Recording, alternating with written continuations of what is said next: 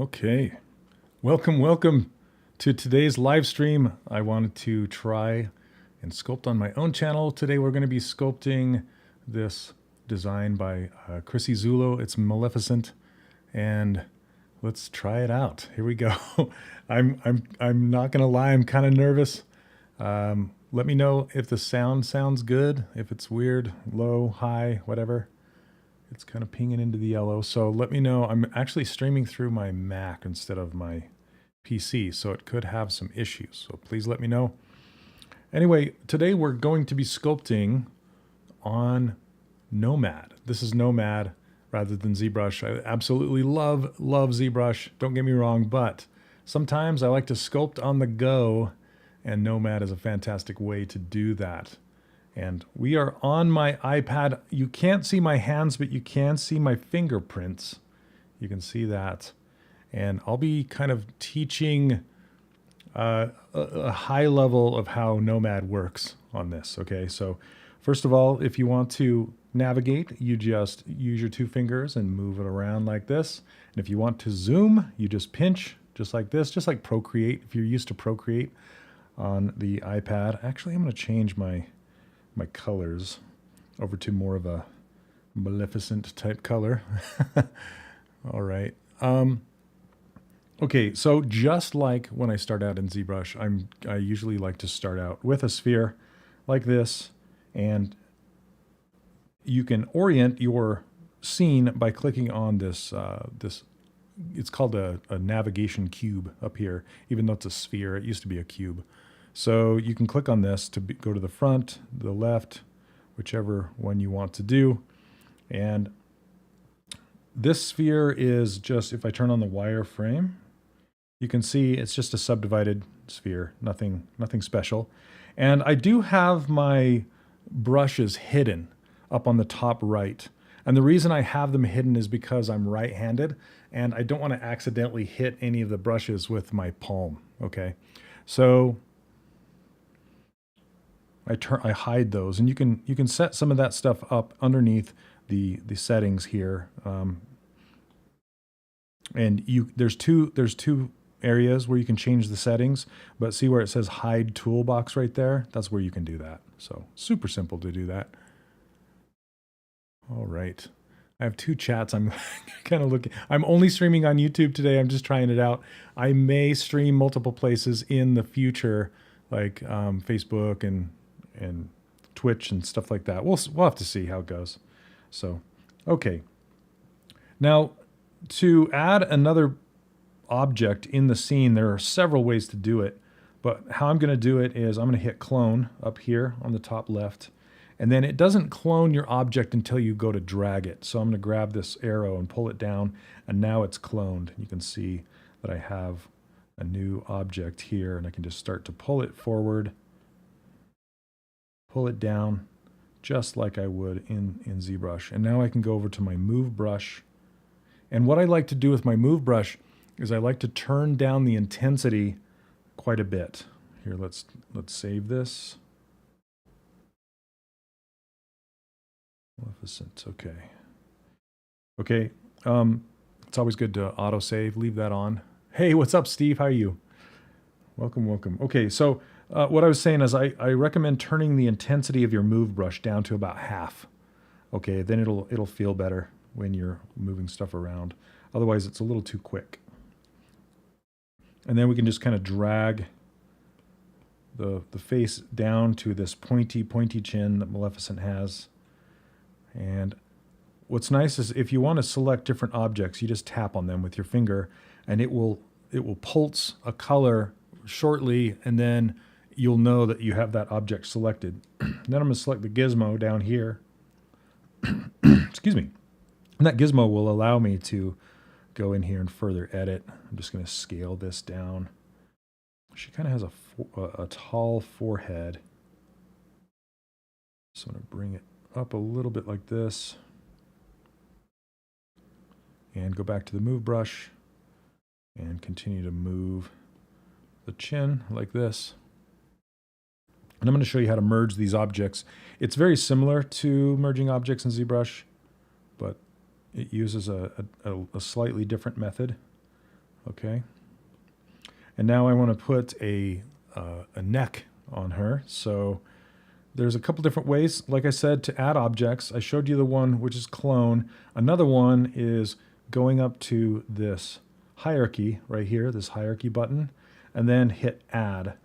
And then you can add, there's a whole bunch of different primitive objects that you can add. So you can add a sphere, a cylinder, whatever you want. Okay, so I'm going to add a cylinder. And you can have it like this and basically grab this orange dot and shrink down the radius of it. And you can also grab the gizmo again and adjust it. Something like this. It's her neck's actually quite narrow. So let's put it like this. And then when you're all done and you're good to go, you can just hit validate. And that will kind of set it and say, okay, this is the cylinder that I want, okay, or the object that I want. Otherwise, you can set some parameters like density and things like that before you validate. Not a big deal. So is the sound still sounding good? Are we still good, hopefully? Okay, so now that we have that, we can start to adjust where the eyes are going to be. I'm going to grab that move brush again. You can see the silhouette over here on the side of her face. By the way, I want to give a shout out to Chrissy Zulo. You should check out her art. She's super duper good. I love sculpting her stuff. I've done it before. And I'm just moving this cheek out to start to make that shape. Okay, thanks, Neil.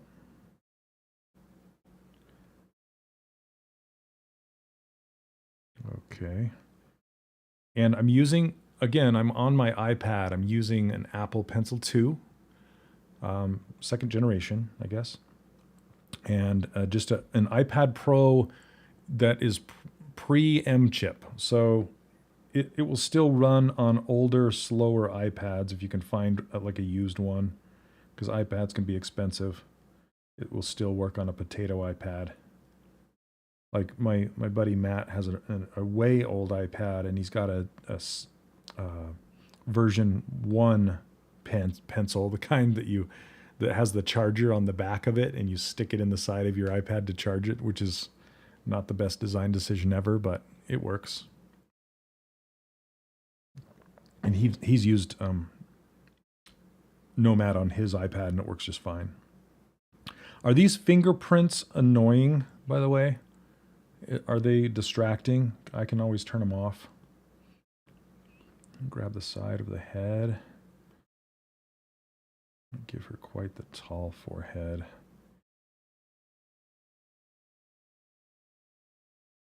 Yeah, let me turn these off and see if you like it better, just for a second.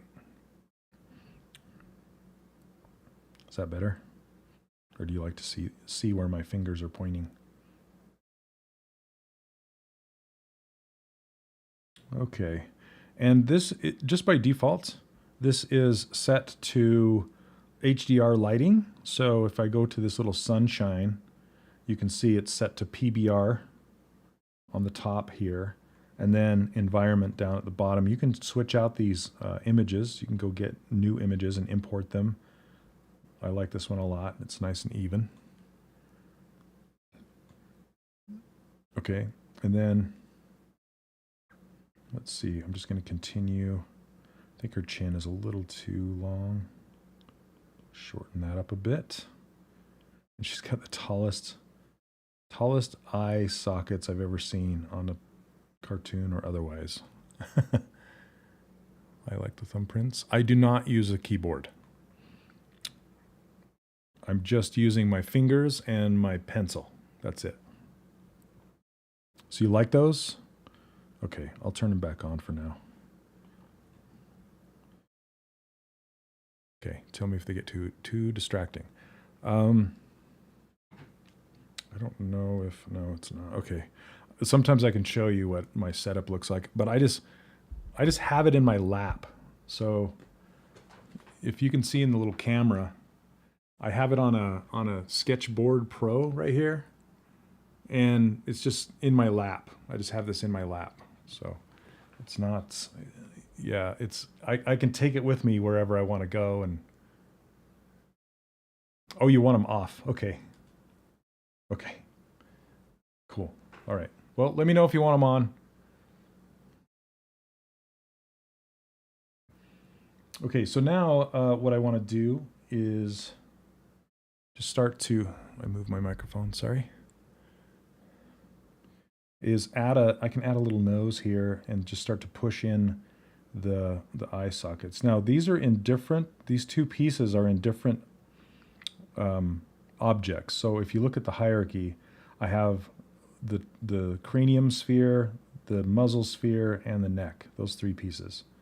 Okay, so I can't move them together unless I join them together. Otherwise, they're just separate objects.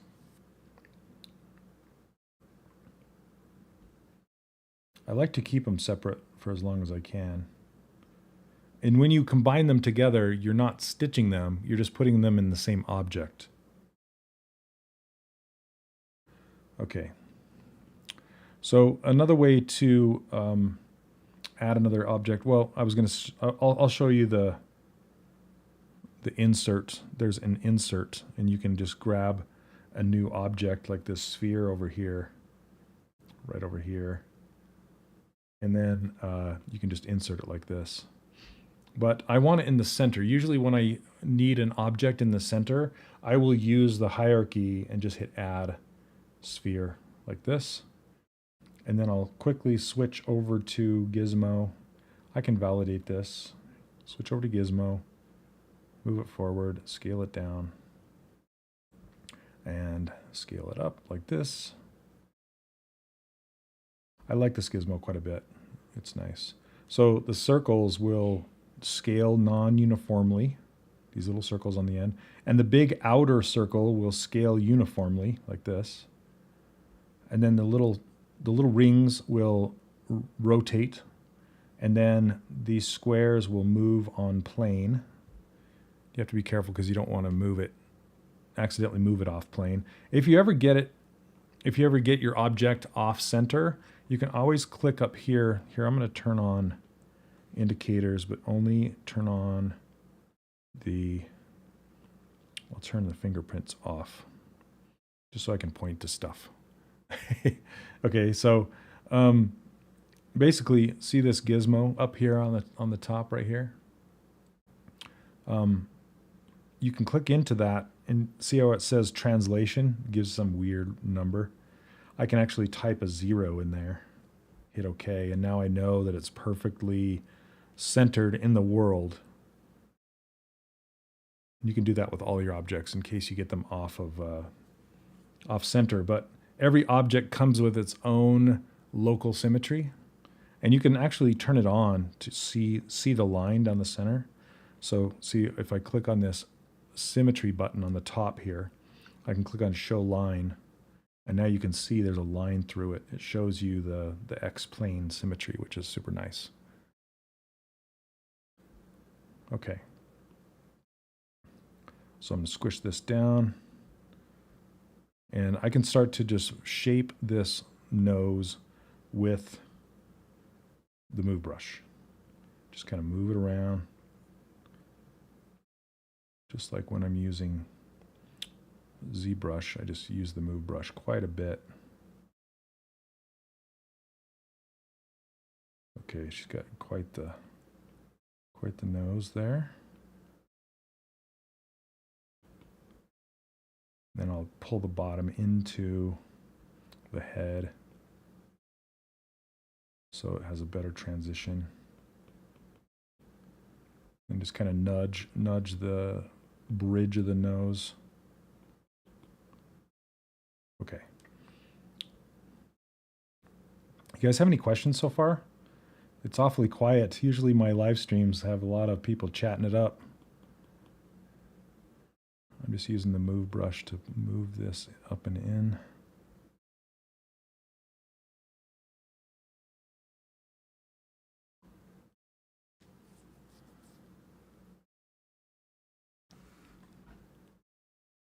Okay. And her nose is really, really long. So I need to make sure. I'm gonna get the eyeballs in place, and then it will help me arrange everything better.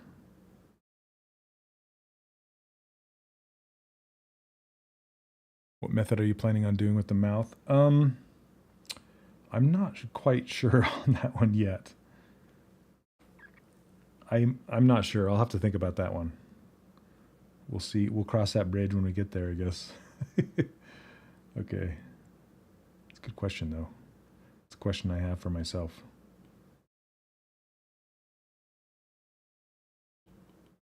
I'm starting to shape those peaked out eyebrows. Okay, let's insert the eyeballs. Now, with the eyeballs, I am going to use the insert method like this. Hey, Rodrigo, welcome. How are you? Okay, so when you insert something like a sphere like this, you'll notice that it's not mirrored. So there's a little mirror button up here. Okay, so I'm going to click on that. And now it's mirrored. And what that actually did was it's different than other applications where it will create an instance of the object on the mirrored side. It's not a direct duplicate. So if you look at the hierarchy again, so you can see this hierarchy. Now the new sphere that I just added is orange because I haven't validated it yet.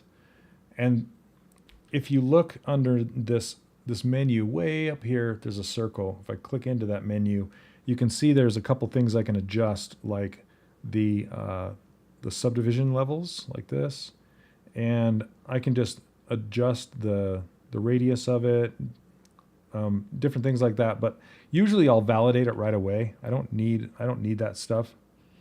And then I can grab the gizmo and then push it into the head like this. And I can rotate it a little bit just to kind of align it a little better. Push it into the head more. Yep. Scooch it in. Let's drop this down a little lower. Okay, so one thing I can do is I can start to color things right away because it's being rendered, and it's a lot of fun to have things not just white all the time. So I'm going to click over into this paintbrush, and your color stuff is down very bottom left down here. I can click into that, and then I'm kind of getting, I want to get a very super light gray-green skin for her. Because this is kind of the Maleficent from the Disney movie, right? So I can fill that. You can also adjust the roughness like this. Give it a little bit more highlight, maybe like that. And then, of course, it's not a metal face, so I'm not going to add metalness. Then hit Paint All, and then select this piece. Hit Paint All, and select the neck. Paint All. I can select all of those things and do them all at once. And now it leaves the eyes white. Now, an interesting thing with Nomad 2 is that you can turn on smooth shading, which you can click into this let's see, the gear icon right here, and you can see it right here. It says smooth shading. So click on that, and it will just smooth out the shading on those eyeballs and the face. It does the whole scene, but it makes it so you don't have to subdivide, you don't have to add extra geometry. It just does a smooth shading, which is super nice. Okay, I'm gonna grab this. Amazed this can be done on an iPad now. Yeah, it doesn't have all the bells and whistles, but it has enough, you know. Move that down a little bit more, because she's gonna have these big eyelids. Just adjust those out somewhat. How are you doing with these brushes? Like, what do you mean? Like, do I like them? Or how am I doing it in general?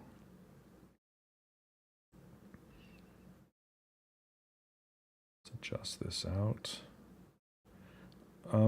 for the most part, they feel pretty good.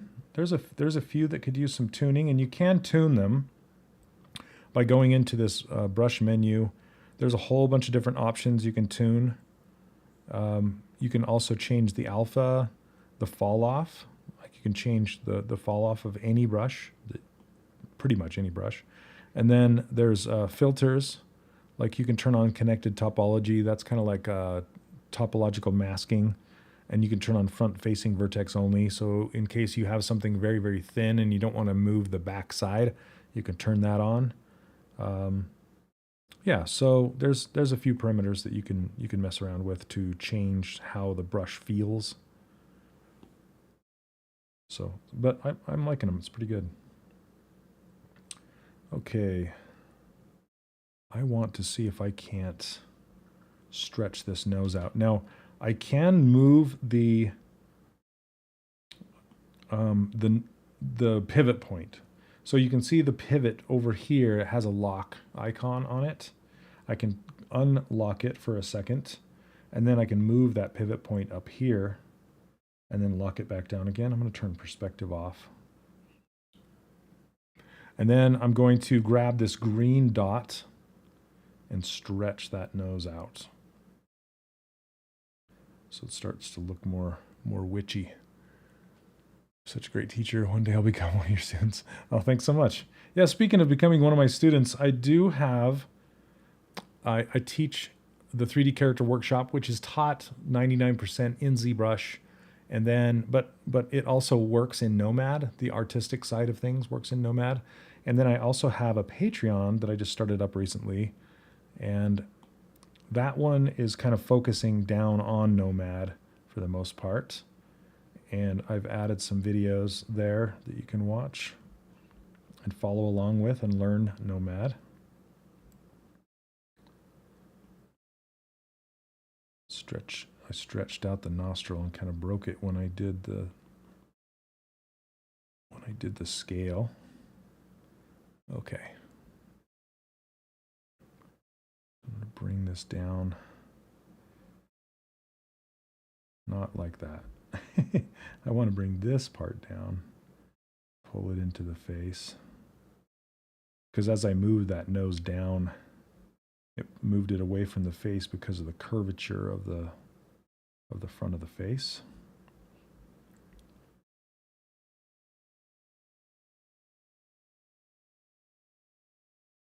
Okay.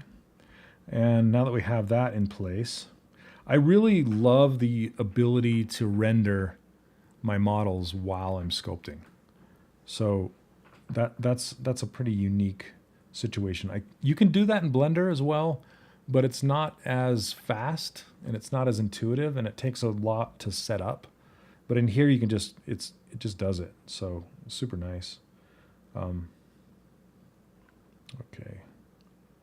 Just going to continue tweaking this nose.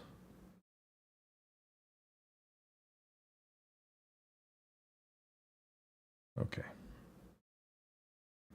And she's got some really pointy cheeks. So if you want to adjust the fall off, basically, like I said, you can go into this paint brush setting, click on fall off, and there's all these different options. So if I want this kind of a slower fall off like this, but it's pointy, I can select that. And now if I select the cheek and pull it out, you can see it kind of makes a pointy mark there. But I don't want it that intense. So I'm going to use a bigger brush and see if I can't pull it out slower. And then I'll smooth it down. Okay, so I'll change it back. The default. And then what's nice is there's quick access to the smooth and the masking. So, somebody just signed up for Patreon. Thank you so much. So you can see smooth right over here, and then you can see masking right here. So the smooth button is a toggle. You can either click it and turn it on, and your brush icon color will turn blue. That indicates you're in smoothing mode. And then you can turn it back off, and it goes back to yellow or orange. That way you can tell that you're in sculpting mode. And then you have access to masking. You can turn that on, and that will turn to a bright yellow, and that way you know you're in masking mode. But like I said, these are toggles, and you can click and hold smooth for a short time, smooth it out, and then let go, and it will turn it off. So it acts like a button as well as a toggle. So super cool that way. All right.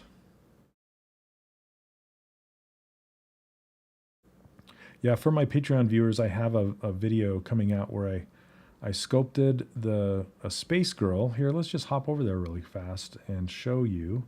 I'll save this and I'll just open it. It's really fast. These are a bunch of characters I've made, and this is the latest one. So I'll show you this space girl. It's kind of capping out on my memory. So, but this, I modeled this entire thing inside of Nomad here.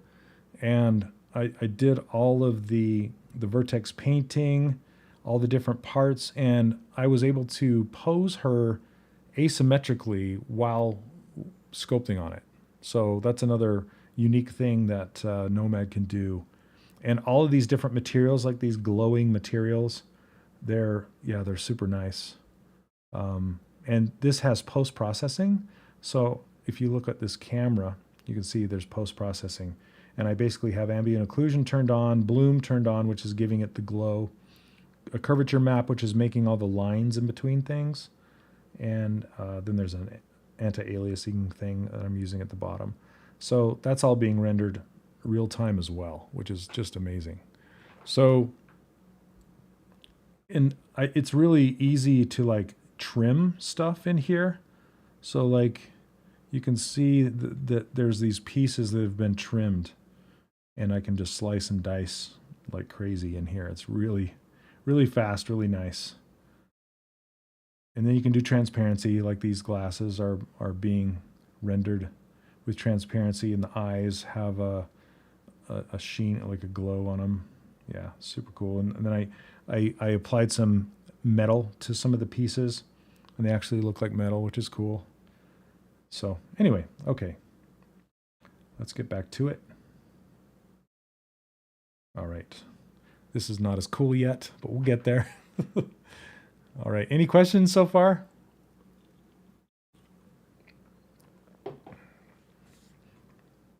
Okay, so let's continue on with this.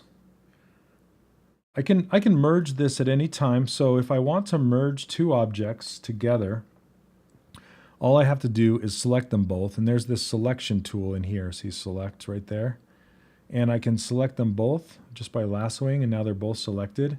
And now I can do a voxel remesh is what it's called. It's kind of like Dynamesh and ZBrush. I'm going to hold down this button, and this little pop-up comes up. And then I can move this back and forth, and it will voxel them together. It will Dynamesh them together. And there's also this Keep Sharp Edges button right here, which will hold on to any very sharp edges if I want it to, which is nice. But you also have this option up inside of here to select them both, okay? So you can see I have these two spheres. I didn't name them, but I have the two spheres selected. And you select objects by clicking in this selection box, and that will select both of those. And then you have this option up top that says Boolean, and it is just like, it's kind of like voxel merge, but it works like remesh by union inside of ZBrush. So if I click on Boolean, the word Boolean down here, okay, it's just going to Boolean those two things together. And now it's one object that's been stitched. It doesn't remesh it, it just stitches it together. So let's see, is there a topology brush for the eyelashes and eyebrows? No, there's not. There's not poly modeling tools in here. So yeah, you kind of have to do it differently. I'll show you when I get there. Usually I use mask extract and then clean it up with trim brushes, but you can also use the tube brush if you want. I could show you that too. It's crazy how much Nomad I wish was in ZBrush, especially the curves. Imagine when Nomad gets low poly tools. Bought tier 2. Hope this grows out to be. Thank you very much. I really appreciate it. Yes, every little bit helps. It goes towards getting a stronger iPad. that's what I'm gonna be using it for. So, okay. So I'm gonna turn on smooth, and then we can smooth these this transition out. And there's another option for the move brush, which if you go up to move and you go into the stroke settings, there's this thing called silhouette right here. If you turn on silhouette, it's like move infinite in ZBrush. Okay, I'm only comparing this to ZBrush because there's a lot of my viewers here that know ZBrush stuff. So otherwise, but move silhouette basically will move everything behind the brush all the way through the model. It's like you're shining an X-ray all the way through the model, and it's going to move everything.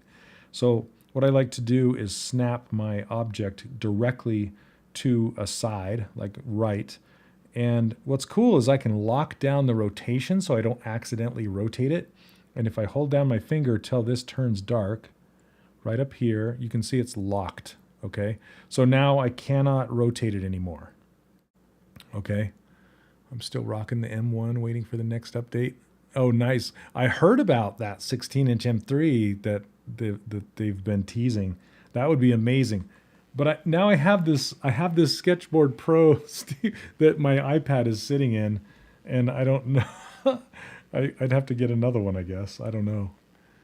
But anyway, I think I got some fuzziness in my microphone. Can you guys hear that? Let's see if I can get my cords away from each other. Okay, hopefully the static's gone.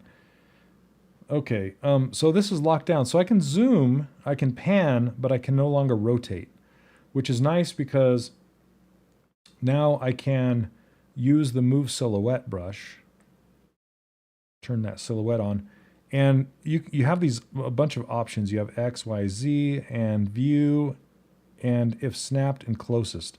I like to do View because it acts most like the one in ZBrush. So now I can just kind of go through here and just move the model all the way through. So now I know that it's moving on both sides. They might be able to do a new insert. Oh, interesting. Oh, really? They were at Lightbox? Interesting. Okay. Yeah, it depends on the dimensions, right? Because there is that soft rubber on the inside that I can see coming out. That'd be nice. And I wouldn't have to buy a whole new thing. That's cool.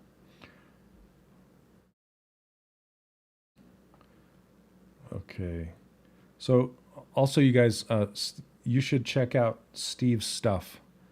He makes these amazing robots. Have you made many robots inside of Nomad yet, Steve? Have you tried it? I have one of his little sketch bots on my shelf over there. Okay, so I'm gonna undo the lock, and we'll just keep on trucking. And just don't forget to turn silhouette back off. Otherwise, it's going to keep shooting the move all the way through your model, and then all of a sudden you'll see something on the back side of your model that you're just like, what happened here? And it's because you forgot to turn silhouette off. Only use it in small doses. Just a few? Nice. One more time on the move silhouette. So move silhouette, it's like move infinite in ZBrush. So, sorry, one second. So if you select the move brush, okay, and it works with drag. Well, it works with any brush, honestly, but it works best with move and drag. So move, you go into the paintbrush settings and go down to silhouette right here. Turn that on. And then I usually use view, and that will shoot all the way through the view. That way you don't accidentally get it off symmetry or anything like that.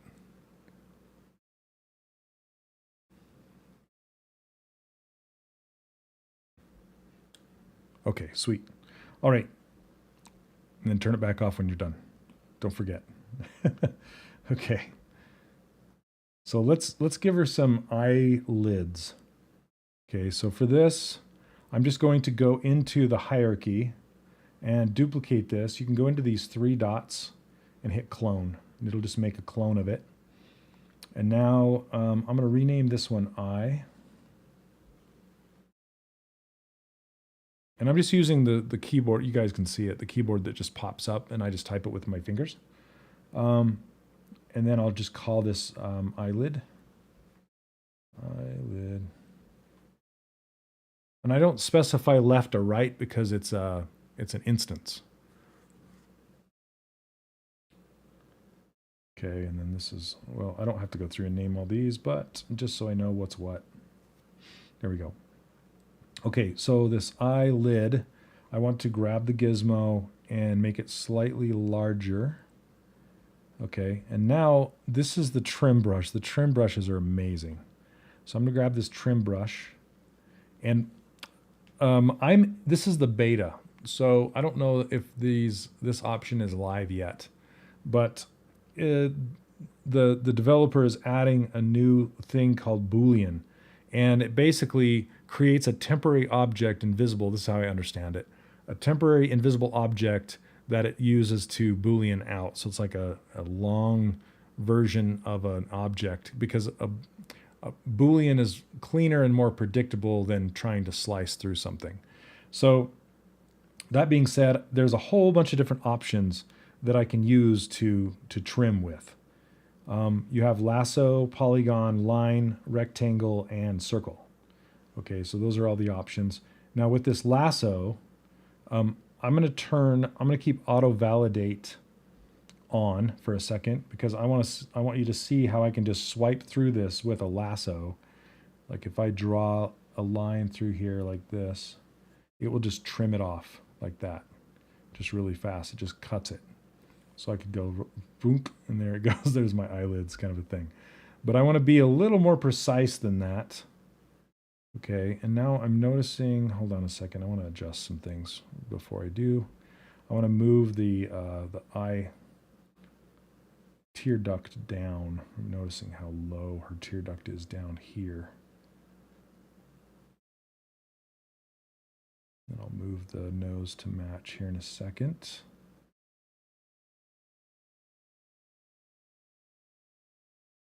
Okay. Because I want to cut the eyelid from tear duct to to corner to corner. Okay.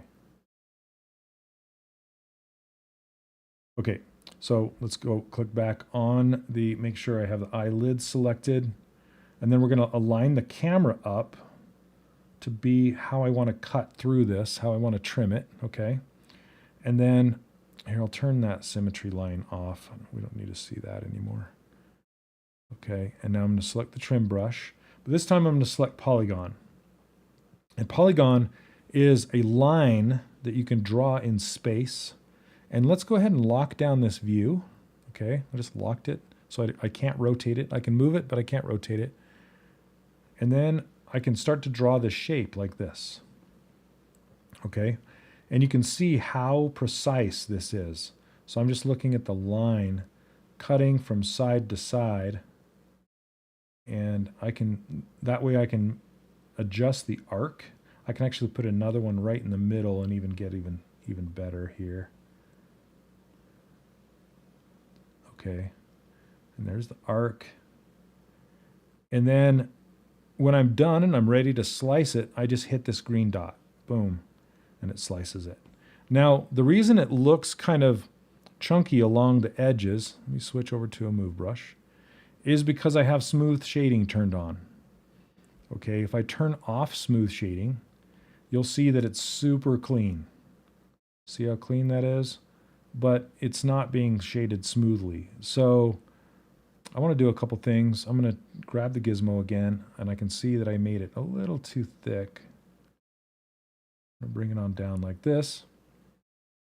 And then I'm going to voxel remesh this so I can smooth it, because I really like to keep smooth shading turned on, but I don't like these dark anomalies.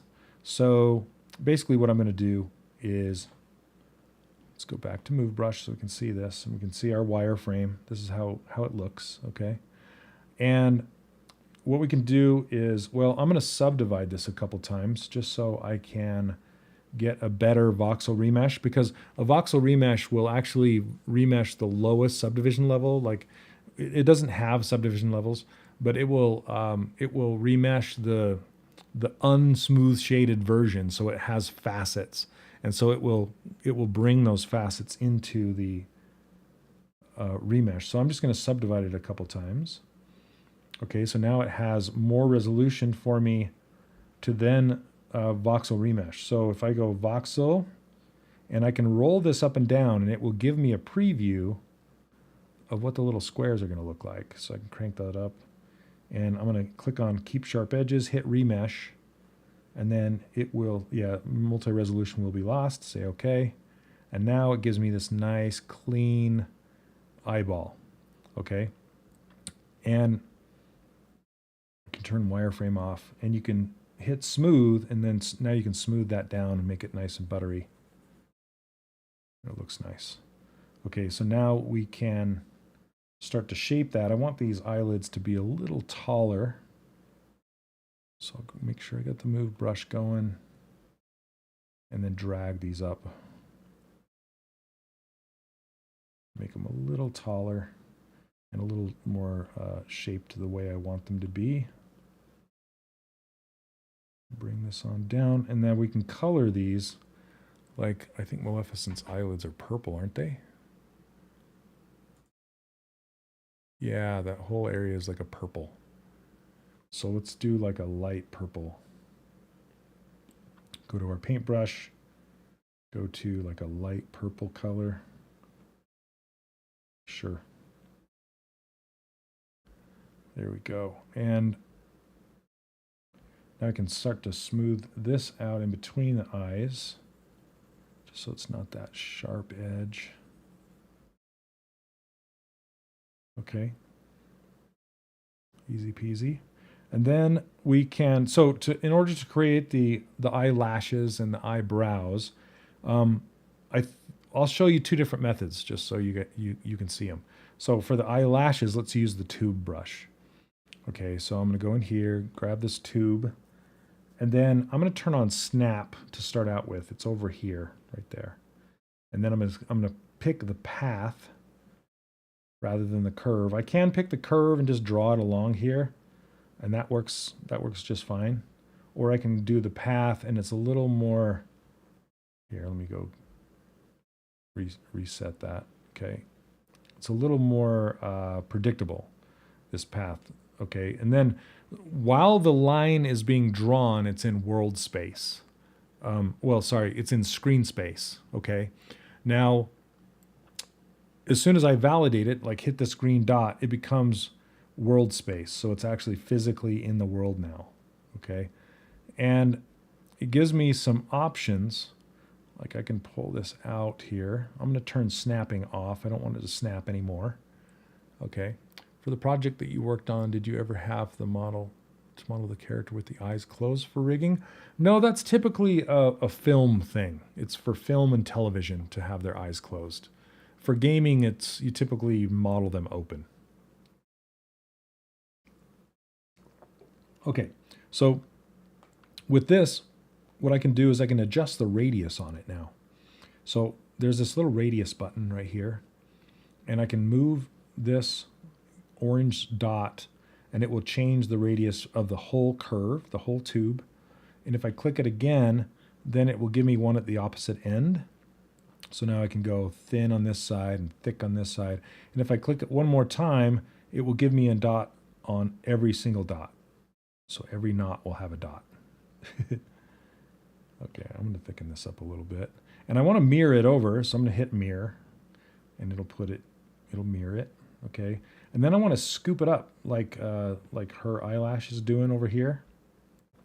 So I'm going to add another dot and bring this up and out and shrink it down like this. How cool is that? It's that easy. I feel like I'm a chef going, poof, that's it. And I can bring it out forward like this a little bit if I want to. shrink that down just a bit. Really, really easy. Hey, Indy. Thanks, Shane, for the stream. I recently got Nomad and iPad. This is super useful. Absolutely. Welcome to the stream. Let's check out how we're doing. 21 people watching, not bad. For just a not announced stream. Okay. So now if I want to, there's a couple things I can do. If I validate this, then I cannot come back to editing the curves again. So I don't necessarily want to validate this, okay? But I can color it. I can go down in here and then choose a color. I kind of like that dark purple.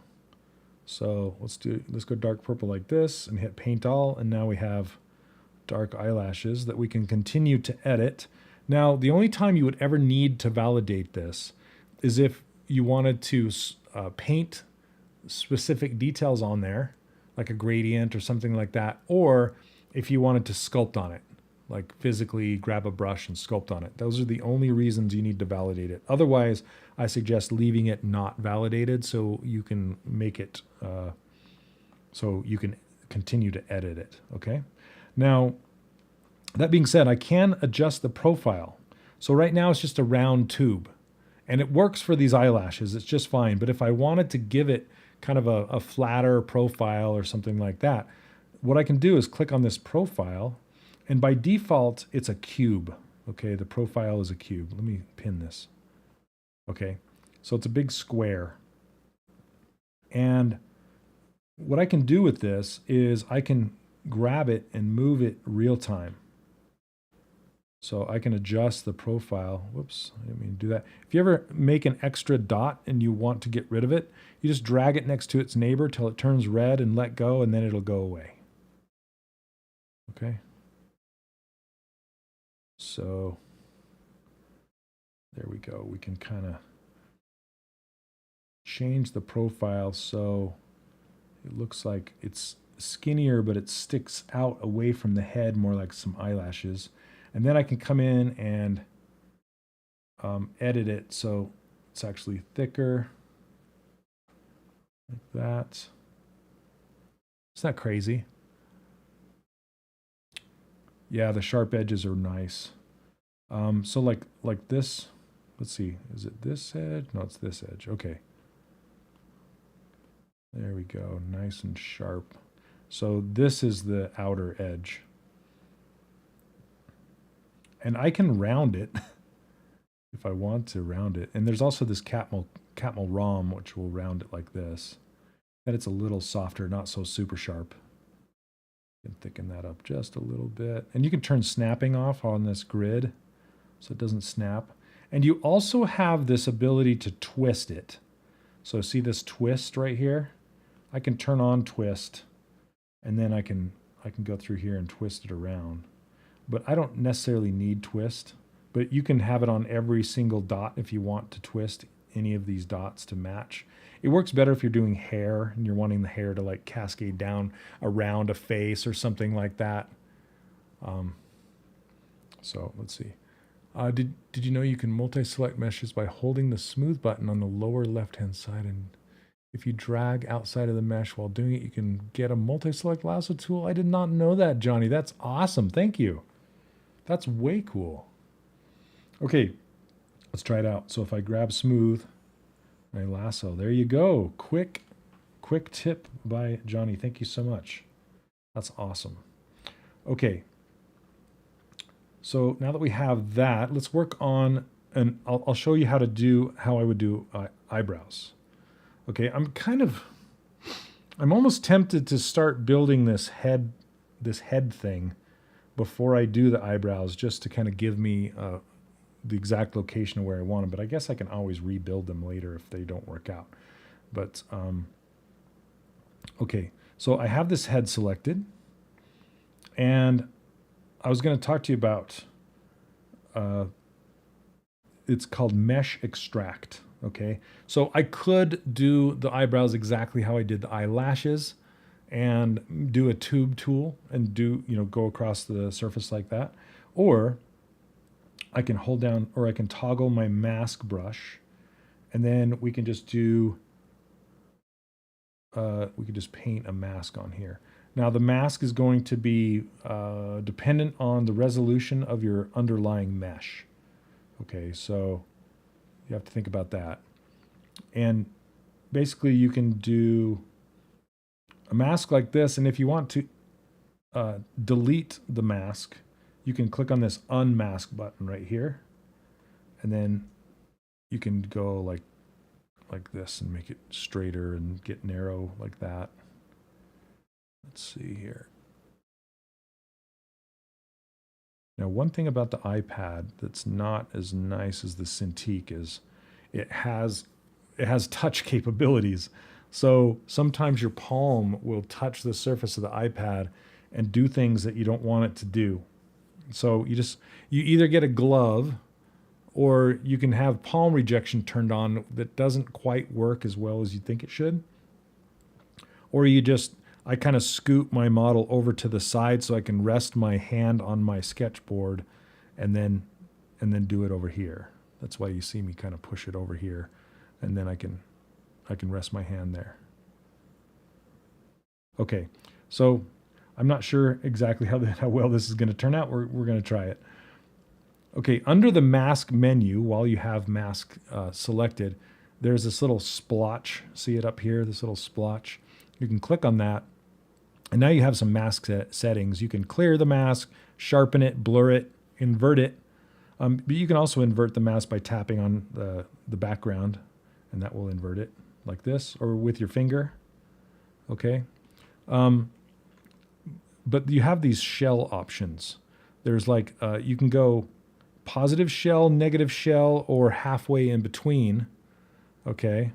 And you can do this carve thing, or you can extract. I'm going to do an extract, or you can split it. Split it will actually like lift that piece out of that mesh.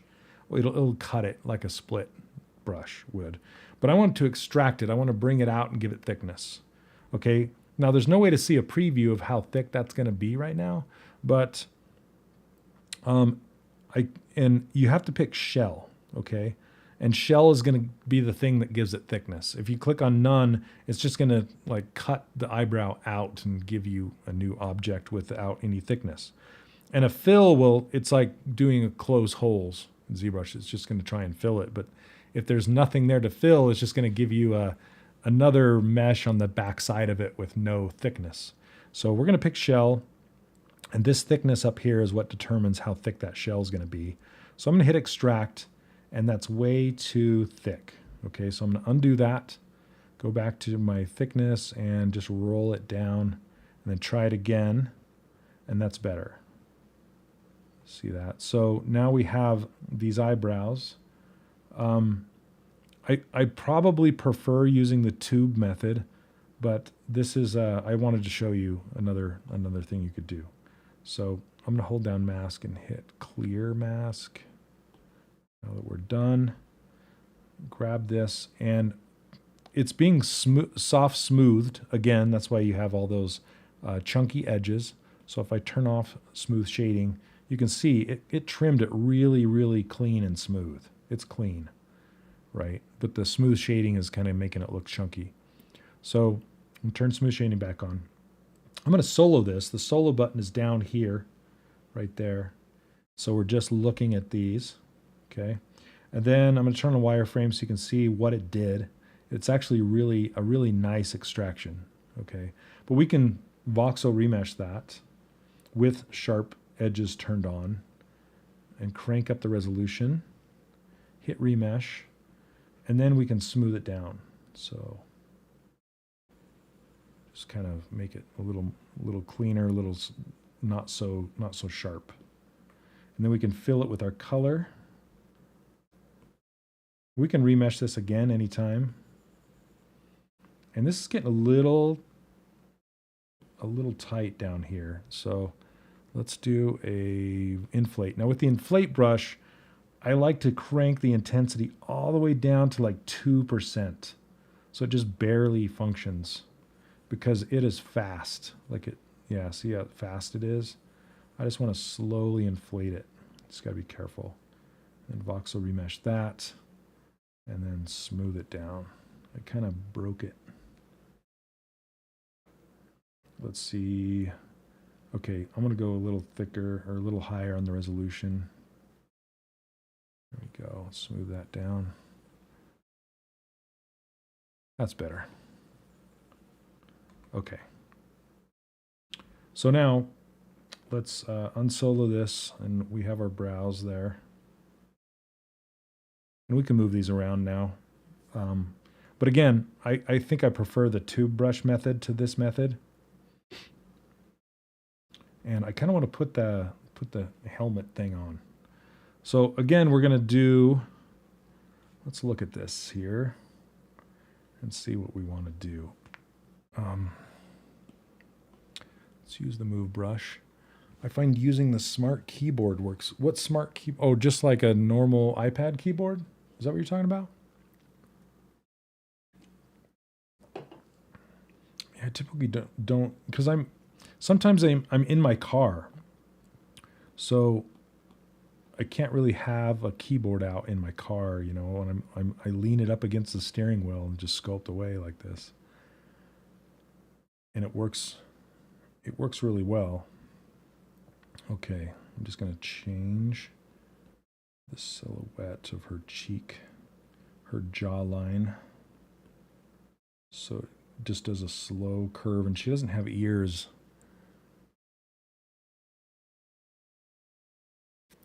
Smart folio, okay.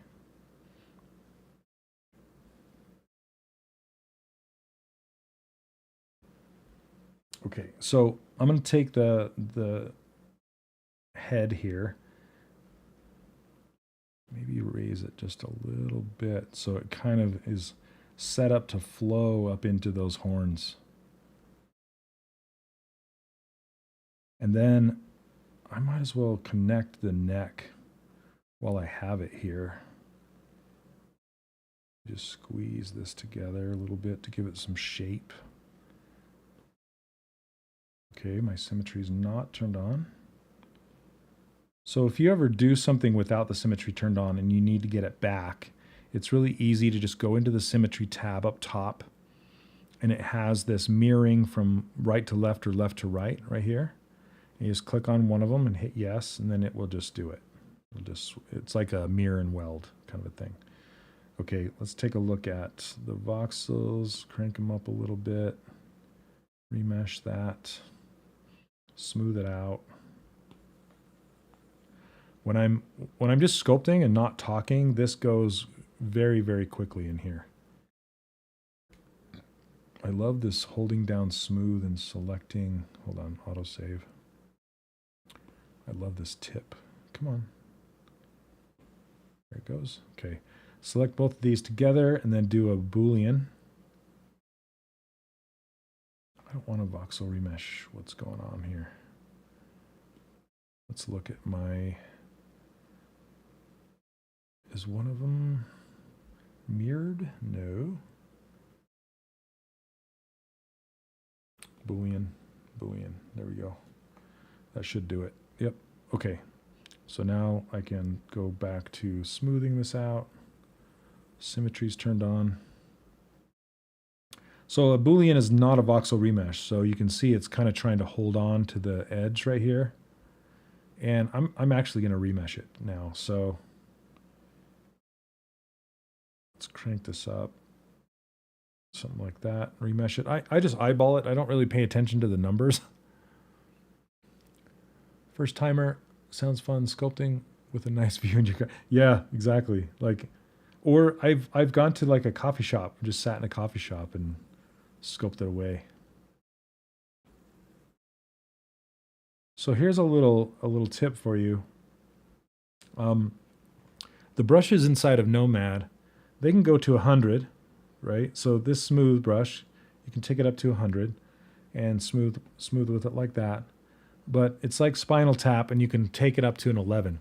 So basically, if you hold down on this intensity, you can push it beyond 100 and go up into the reds, right? It's like 600, 500. And that way it like smooths really fast. It's like smooth stronger in ZBrush. And it smooths much, much faster, much stronger. I love that. And then just remember to pull it back down so you don't accidentally smooth something out of existence. Okay, so I see. I think what I'm going to do is redo these eyebrows later, so I'm going to delete them. But I did want to show you that technique.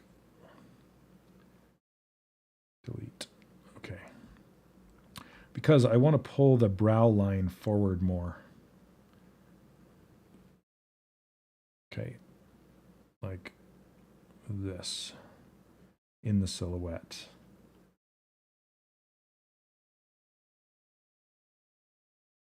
Kind of have it go down. Because that's very Maleficent, having a prominent brow like that. Bring it back and out. And then from the top, I want to bring it forward.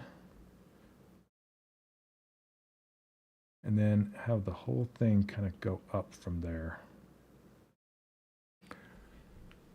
Why do you like having smooth shading on? Just because it allows me to, it kind of pushes me into using less geometry. So the iPad is not as strong as a desktop PC, right? So you kind of have to manage your mesh densities.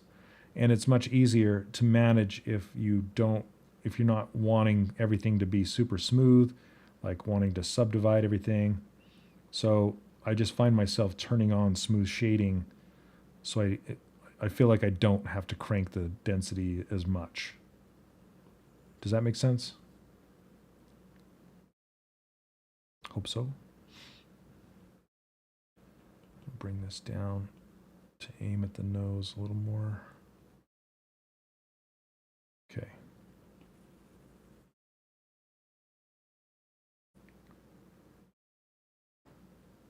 I might as well blend this nose in right now too, just to kind of get that all going together. But I want to bring it up a little bit.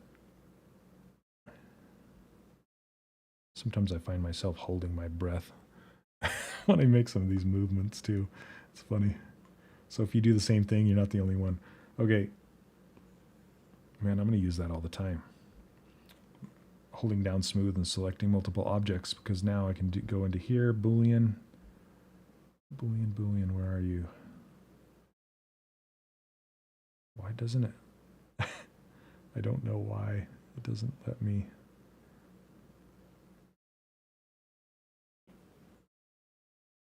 Boolean's not showing up. I'm going to just remesh it.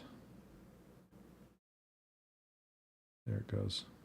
Oh, because I had the eye selected. Oops. Look, I remeshed the eye into there. That's why. Okay, I don't want the eye. No eyes, please. Okay. There we go. Okay, so now this is remeshed together, and I can go in here with smooth. I can crank up the smooth a little bit and smooth this out. Merge it into the head. Now it looks better. Hopefully that's where I want it. Okay, so I'm going to grab crease for a second and kind of work on this brow line and bring it up. I'm going to hit subtract so it actually pulls it up towards me. And that's too intense. So I'm going to bring the intensity down. And just draw a line through here. Does Nomad have a move topological? It does in a way.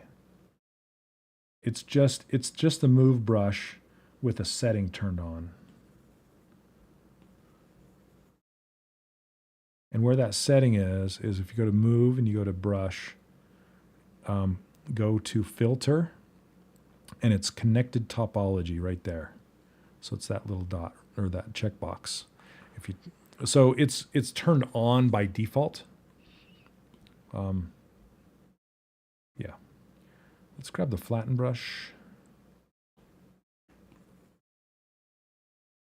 just kind of flatten this area out a little bit.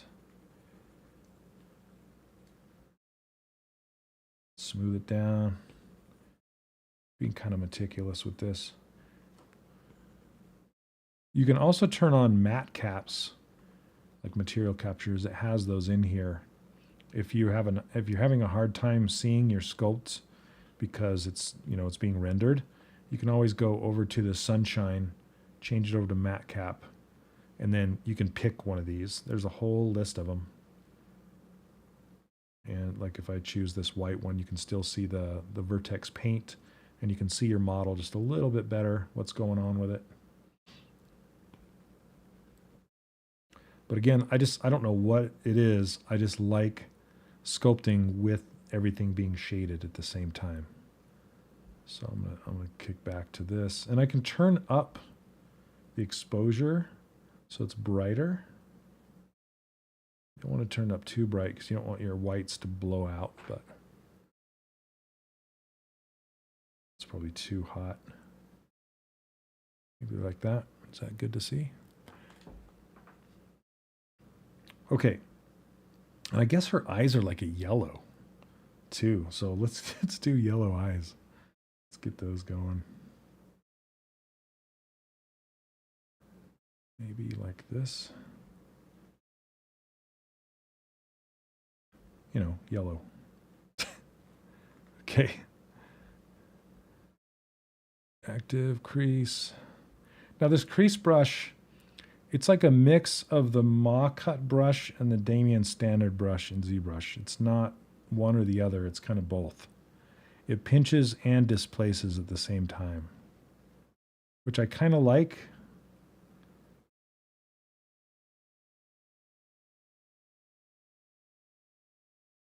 Just gonna bring that up and smooth it. Okay. Okay, now I was gonna do the headband thingy. So let's mask that. So I could start with this head and just trim away what is the mask, or I can extract it. I'm trying to decide what I want to do. I can just trim. You know what? Let's try it. The trim brushes are so powerful. Okay. Let's lock it down. Lock in my answer. Come on, lock it. There we go.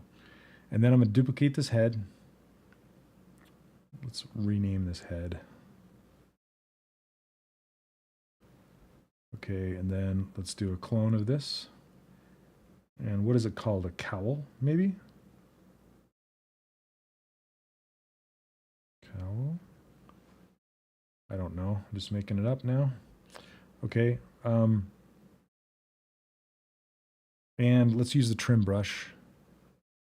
Trim, and we'll do polygon. And we kind of have the peak here, and then it comes down. Let's see. Comes down here, and then sweeps down here. While doing multi-select with the smooth button, you can also just tap on the meshes you want to select. Oh, nice. Okay. I didn't know that either. Very cool.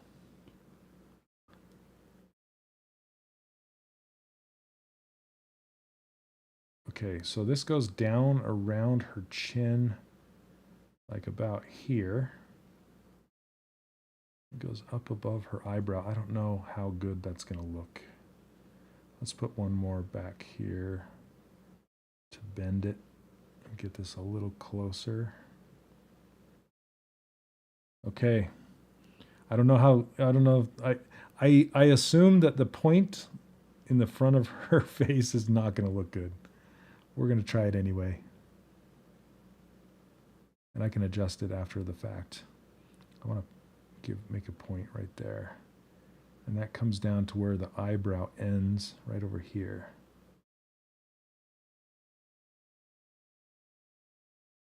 Okay, let's hit green. goodness. Green. Oh, crash. Oh, goodness. Okay. It's funny because the recovery on this thing is just, it's fast. It just goes boop and just, okay. I did too much. I'm going to solo this just so it kind of works a little better. Okay. Let's do it one more time. Trim it. Trim symmetry lasso. I'm debating on turning symmetry off too, but we'll see. And I don't have perspective turned on. Okay. Let's do it one more time. Should go faster this time. Yeah. Oops. Not really surprised. I hardly get any crashes with Nomad. I'll have to say that though. Props to Nomad. Okay, let's go back here. Down here.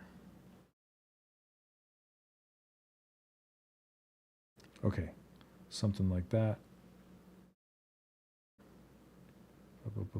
Okay, try it again. Come on, don't crash. You can do it. You can do it. Yes. Look at that.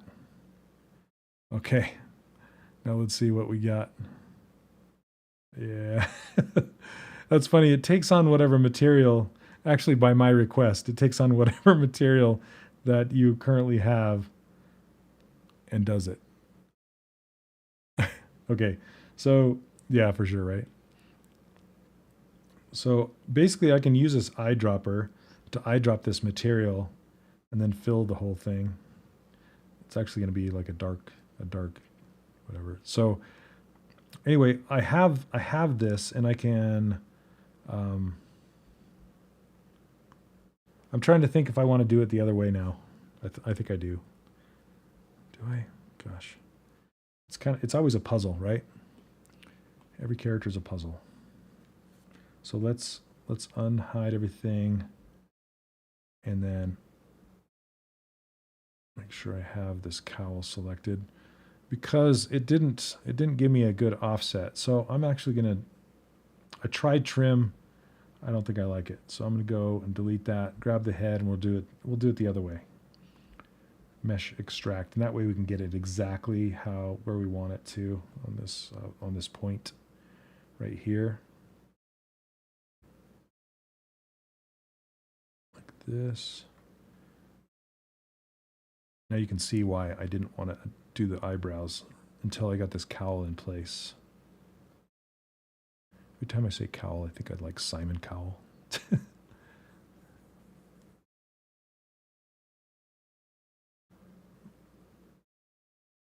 Okay, maybe a little more like this.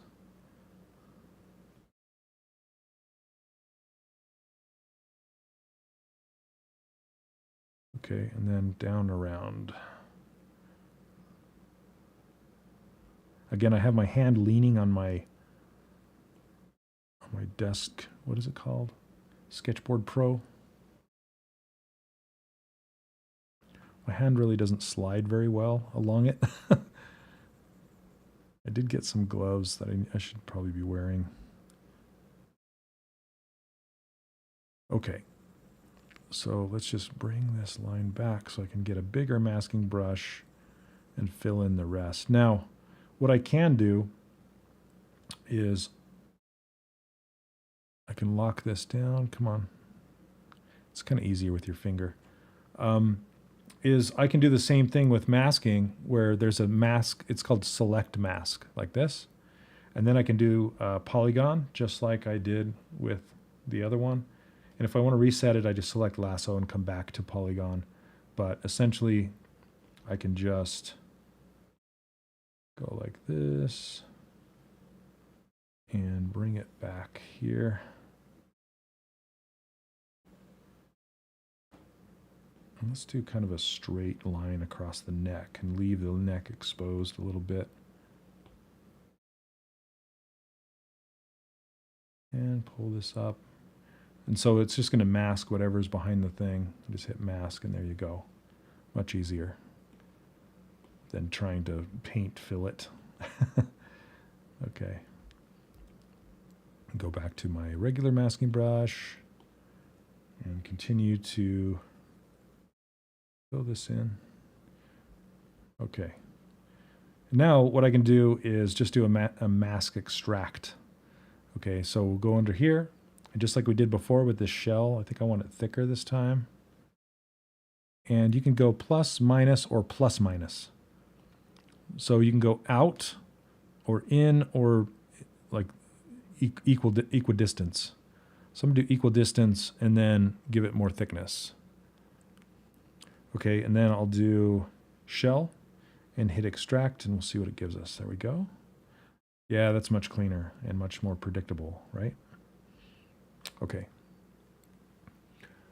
Glad you're doing streams with Nomad. I recently got it because of another video on your channel, and I found it much easier to learn than ZBrush. Yeah, it can be. It's a much simpler program for sure. But thanks for the kind words. I'm glad you found me and found this channel. And okay, so I think I'm going to use the same purple that is on the lashes. So I'm going to grab this and grab this color, and we'll just fill it like this. It's kind of fun, okay? And we can kind of, the edges are too sharp again. So let's take a look at the, well, I hit voxel. I didn't mean to voxel, but I did. That's okay. All right, that works. Okay, and then I can just get smooth and just go around these edges and smooth them out. Make it look more like a latex or something. Hey, what's up, Wilworth? Yeah, easier to learn. I wonder who had difficulties to learn it over ZBrush. Oh, it was me. I still don't understand why you were having so many troubles with it. I think just because you were so locked into your, how ZBrush expects you to do things. But I don't know, could be. And Wilworth is left-handed, that's part of it. So there's a way to swap the user interface over if you're left-handed. If you go to these three sliders and go down, like slide it down here, see where it says mirror, top bar, side bars, and bottom bar? Just click all three of those and it will swap the entire interface to the left side.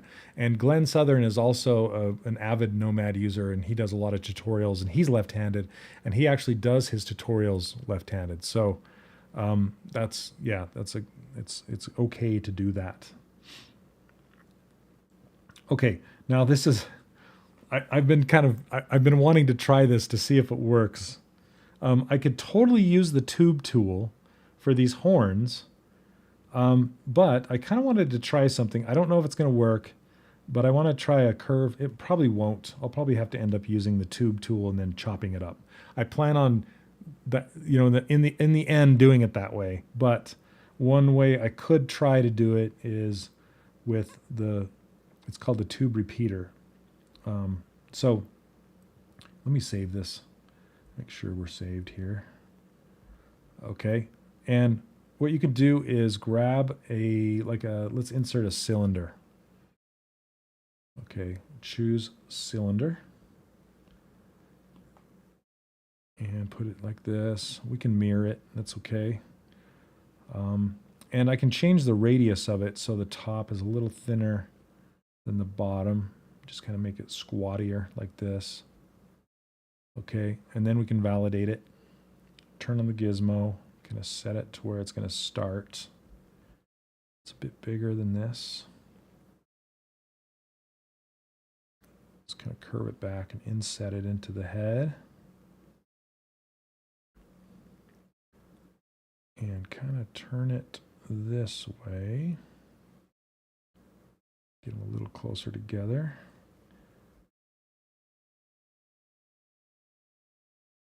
Okay, so now what we can do is, let's fill it with this color. Maybe not, there we go. What we can do is we can add a repeater. So it already has a repeater, which is a mirror, okay? Which, if we look at our hierarchy, there's several different mirror repeaters in here. I'm going to pin this so we can see it. This mirror is the mirror for the horns. Okay, and then this is the horn itself. Well, I can add, with that selected, I can go up to this plus sign up here and I can add a curve repeater. Okay, so now it has one of these shapes on the end and one at the beginning. And this is where it gets crazy because it's also being repeated. So it's the cylinder is being repeated in a mirror, but it's also being repeated down a curve.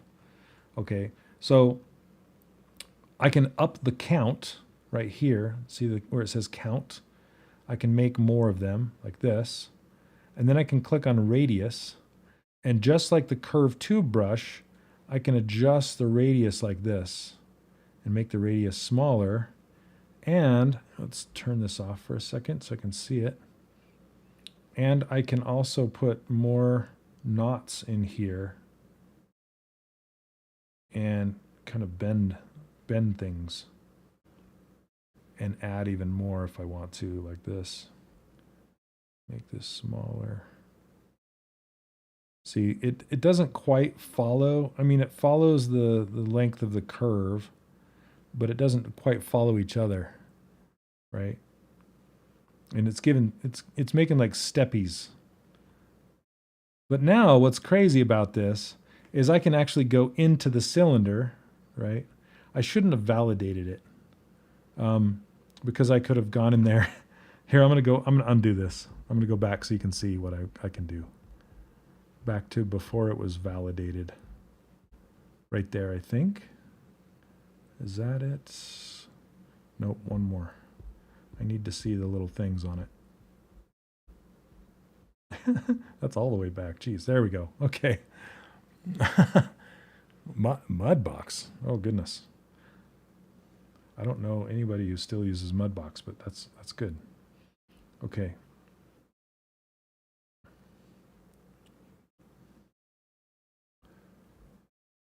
Yep, this is Nomad. It's on an iPad.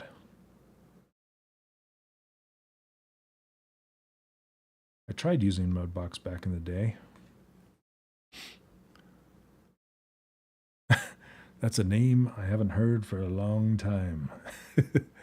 Okay, so let's do this. Let's paint this. So I'm not validating it. And then I'm going to add that curve repeater. Okay, and now we have added radius and counts. We're going to add a bunch of these.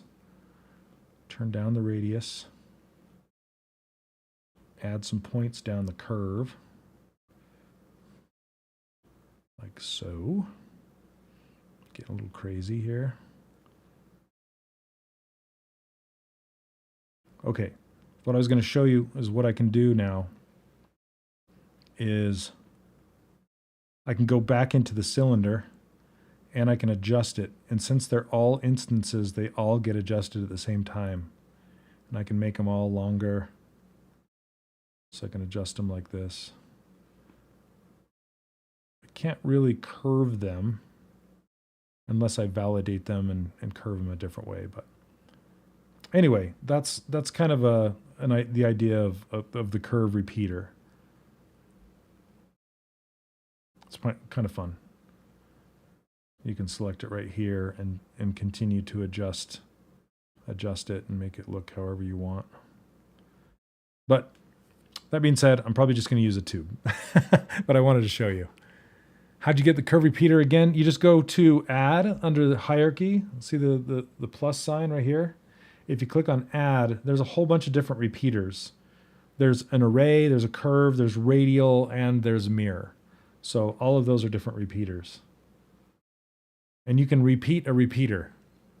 And you can do that several times because it's an instance. So they're all instances of each other. Okay, so I'm going to go ahead and delete all of this. Delete the whole hierarchy and start again with just a tube. We'll just use a tube and then we'll slice the tube up. Because since I can't get the cylinders to stretch and match each other, yeah, I can only go so far with that. But, okay, so tube. let's draw out a path. I'm just going to validate this path right away because, again, when it's a line, it's in screen space, but I need it in world space so I can adjust it. Okay, here's the horns. Oh, got to turn off snap so I can embed it in the head.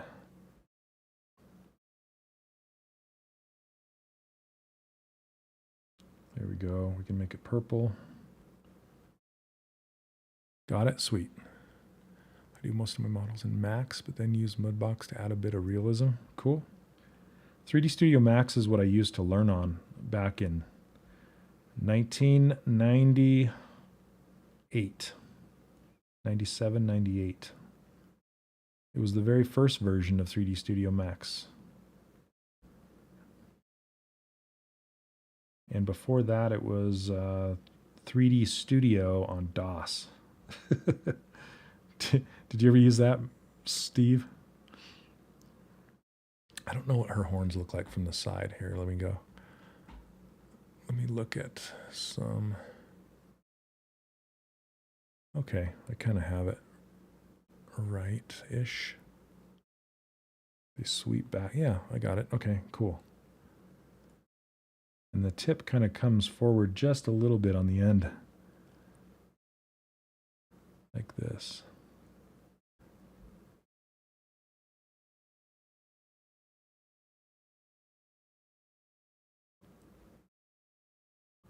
Okay. Yeah, it was on DOS. Yep. Can you make your own repeaters like from ZBrush, like an IMM brush?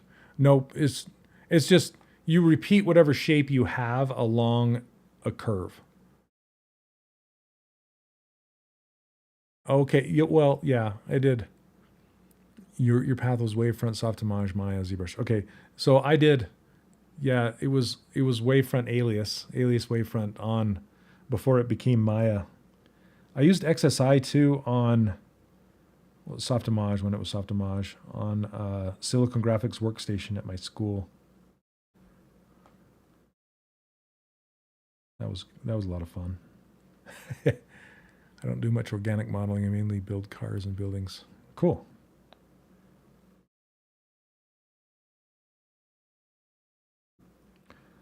Okay, I think I want to grow this bigger.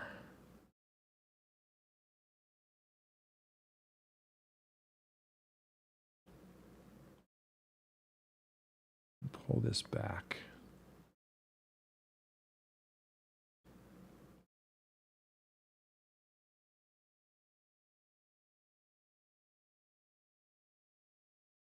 I just want to have a little tiny channel in between those horns. So one thing I'm not getting, Steve, is with your M1 iPad is you probably have hover, and this iPad does not have hover. So that's one thing that kind of threw me off when I first started using Nomad and the iPad is that I really miss hovering before like committing, you know?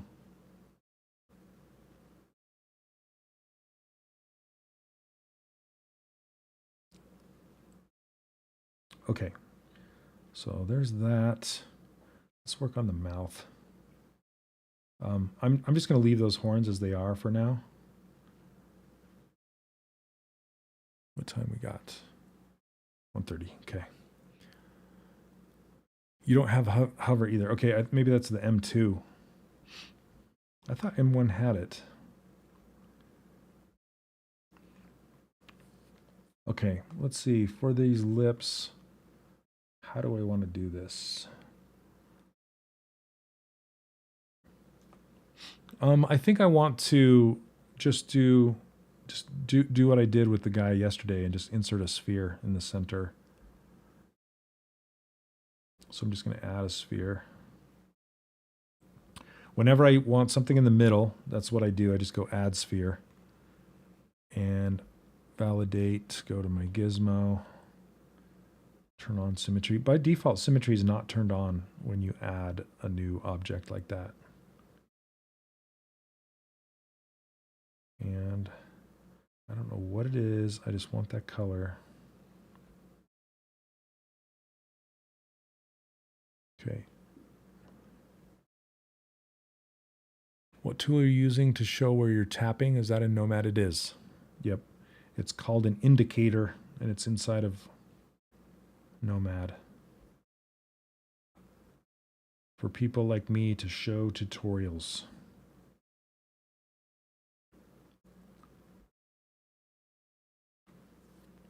Okay.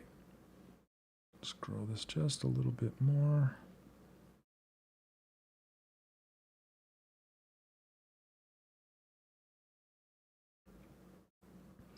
Let's grab the move brush and just kind of work this back and expose this a little bit more. Is there a Windows version of this? Not yet. There is a web demo, and the web demo is it's a demo, so it's limited in what you can do. And you can't, it doesn't have very many undos, and you can't save anything out of it. But the developer says he wants to have a Windows version by the end of the year. Hopefully that can happen. Because this application is only $15. I mean, for what it can do, that's insane. Okay. So now that I have this thing, I like her being gaunt like that. And then I can curl that chin out forward a little bit more. Thanks, sorry for the dumb questions. Oh, no worries, not at all, they're not dumb. Wish I could be sculpting along with you. Nomad needs a time-lapse recorder. Yes, absolutely. I've actually asked for one, Johnny. I don't know if he'll ever make one. Like maybe a history playback or something like that, right? Because it does have the history. But every time you close Nomad, since it's on an iPad, just to save on memory, it deletes all the history whenever you close it. So you'd have to like leave it open or something. I didn't like ZBrush because it had a horrible interface. I teach ZBrush full time. That's my main source of income, is teaching people professionally. And yeah, once you get around the interface and you understand it, it's just fine. But yes, the interface on Nomad is super duper clean and much easier to understand. I want to get the whole pipeline going from Nomad to Cozy for Topo and UV. You know, I've used Cozy Blanket for Retopo, and it's great. It's really nice. Okay, so with this, I'm going to rename this. Let's see, lips upper, and then duplicate it, clone it, and name this one lip. This is lip supper. Lip lower. Lip slower. That's what it says. Lip slower. Lip supper and lip slower. Okay. I really like this technique. I use it in ZBrush all the time. And if you are looking to learn professionally, I teach a course. It's called the 3D Character Workshop. That's what this logo is down below. You can go to 3D Character Workshop. And I also have a Patreon where I teach Nomad. And I do one-on-one coaching, which I have a few spots left if anybody's interested. Okay, so I'm going to hide lip slower. And then trim this lips upper to create the upper lips. So I can either slice it from the side. Let me try that. So let's lock it down and do the trim and just trim it. Let's do polygon.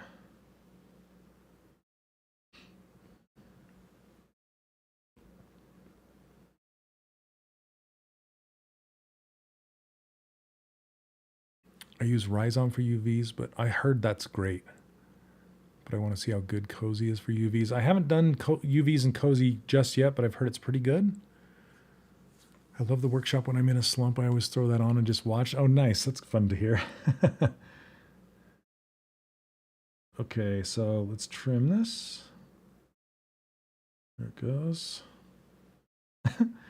Give it mustachio. Okay, let's hide the unhide the bottom and select it. And we can use the same trim thing and just change it to be the bottom lips.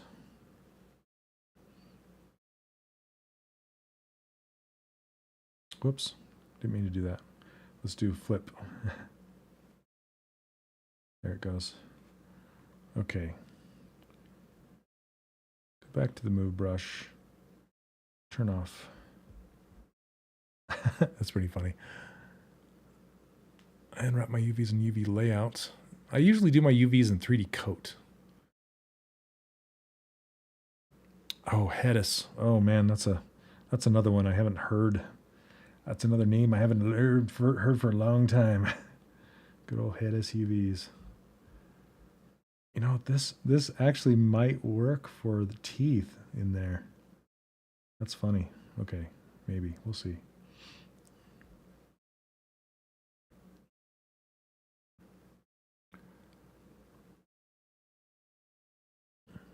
Yeah, I did Hedis UVs when I worked in games. Long time ago.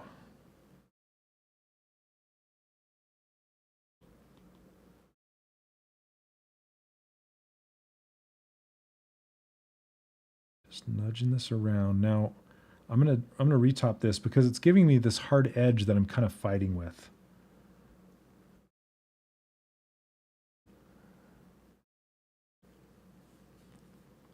Yeah, substance is the goat when it comes to texturing.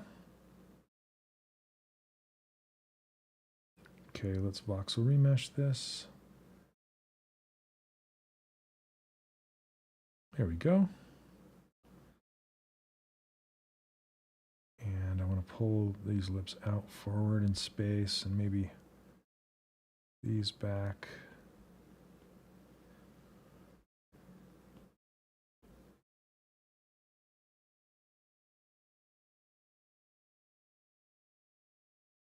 I'm not hating that now.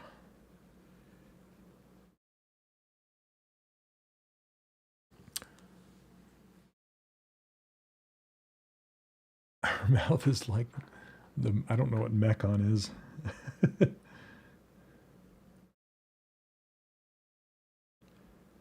Yeah, I'm not. I gotta tweak it now that I've cut it. Pull the lower lip down.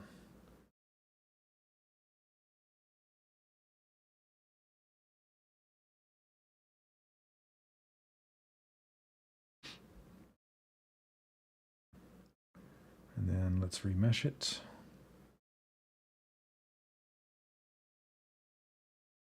You know, it's funny, unlike ZBrush, I find myself remeshing in here quite a bit. Okay, let's do inflate. Again, bring it down to like a 2 intensity.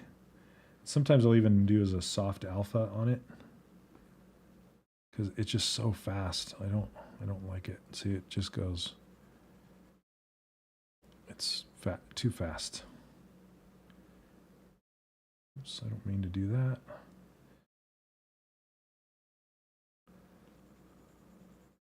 I just want a super slow build up, and it just kind of pops. Not controlled. Let's see.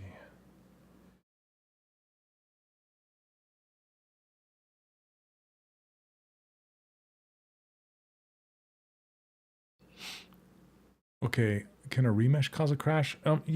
Everything can cause a crash. It does. Sometimes it will, but not too often. The things that cause crashes in Nomad mostly are Boolean operations that I've found, and then remeshing at way too high resolution will do it as well. So I guess there's that. Like higher than your iPad can handle.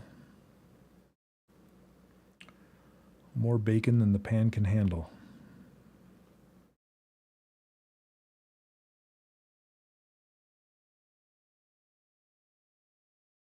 Trying to make a smile line.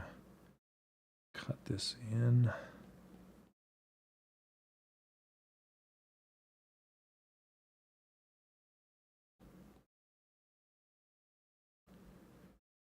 I really like the technique of having 3 pieces where I can just tuck this mouth corner in.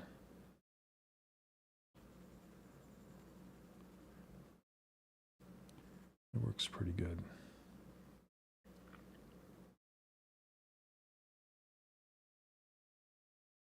Okay, now I'm seeing that my proportions are super off. So let me fix it. This needs to be way up here. So I'm going to undo that mouth tuck because I'm going to need to do it much higher.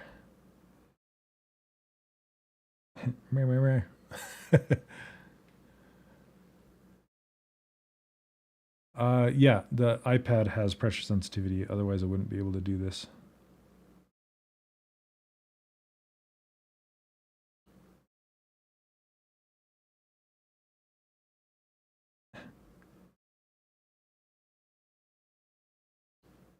Come on, select it.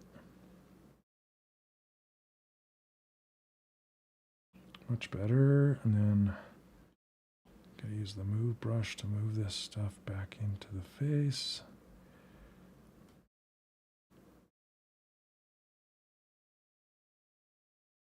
She's got a much bigger mouth. Looks like she's going me. How long are you going to stream for? Just 2 hours today, so another 15, 20 minutes, something like that.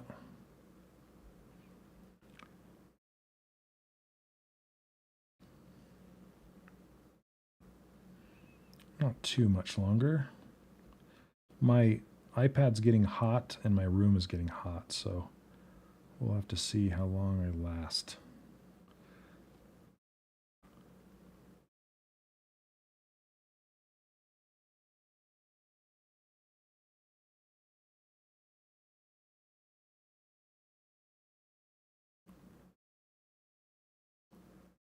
Okay. I find doing the inside of the mouth with the tongue the hardest in sculpting programs, which is why I start off. Yeah, it can be. I just kind of mask it off and push it in usually, which I'm gonna do here. I'm just gonna take her inside of her mouth, just push it in, and then make new teeth. That looks funny with no teeth. Where's your teeth? I've got no teeth. Add a cylinder. Change the radius. And gizmo.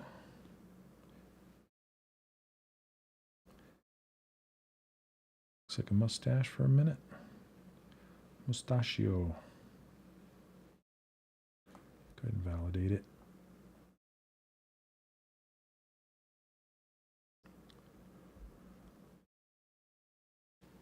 Here I'm supposed to be working on my UE project.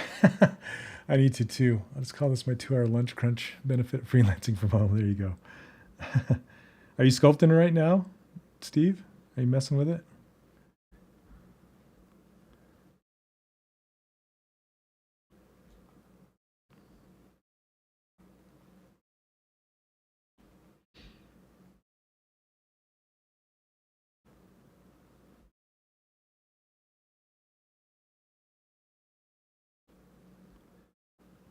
Okay, I'm gonna adjust the radius of these teeth to be smaller like this.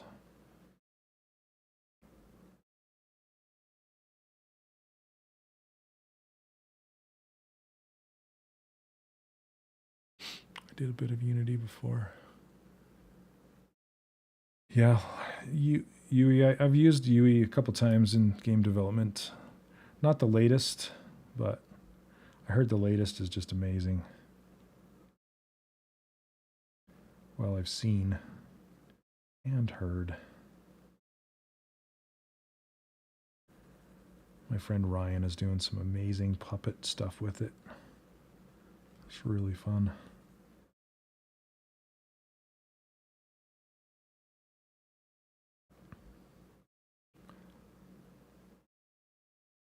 Okay, now let's try and give it that smile. Steve, are you going to the Zebra Summit this year?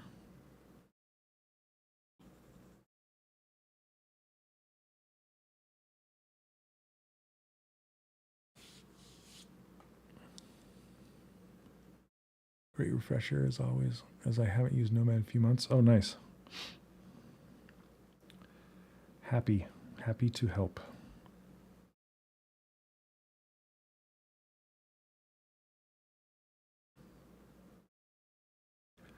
Okay, I think I'm going to merge the upper lip in.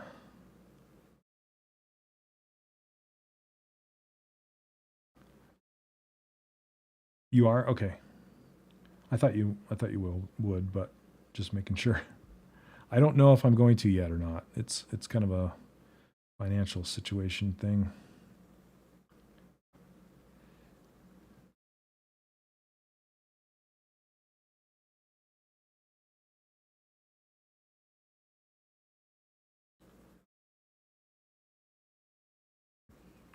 Gonna try and introduce a plane over here.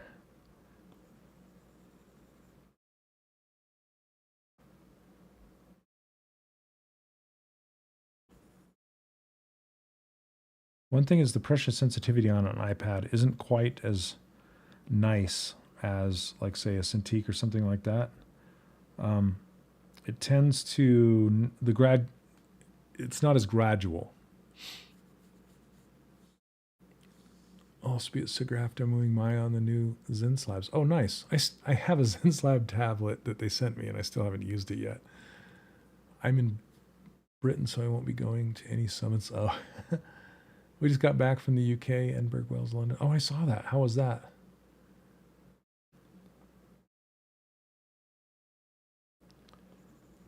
Yeah, I talked to you when you were on the Eiffel Tower. That was pretty cool. You're like, right now. Okay, was it Johnny? I think that was your name. I'm going to try this selecting technique you were talking about. So if you click and hold it, let's see. Click and hold. It doesn't look like that's doing.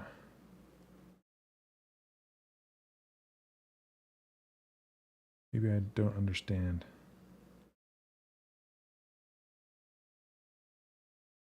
Huh. Well, that's not working either. What's going on? Is it because I have smooth? Okay. So maybe I can't have smooth on to begin with. There it goes. Okay. Yep, that's it. You can't have smooth on to begin with. It was an awesome trip. Oh, yeah. What's the difference between the move and grab brushes? Yep, grab is snake hook. Yep. Okay, so I'm going to boolean these together. Boolean. And then smooth it down. Get rid of this smile line right here, so she doesn't look so old.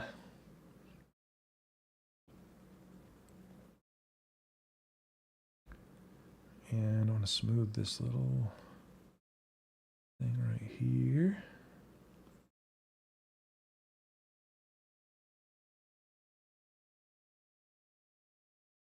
She's still looking like she's going me.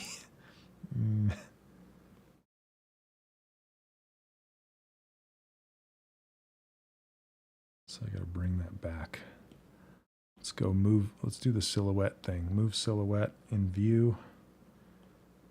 View. And then snap.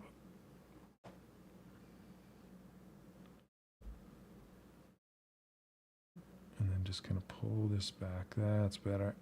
There we go.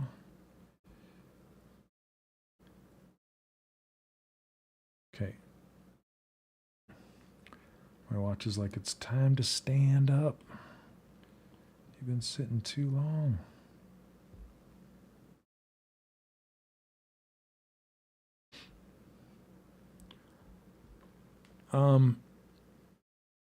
Do you always save before? Not with, it doesn't crash nearly as much in Nomad, but yeah, I try to.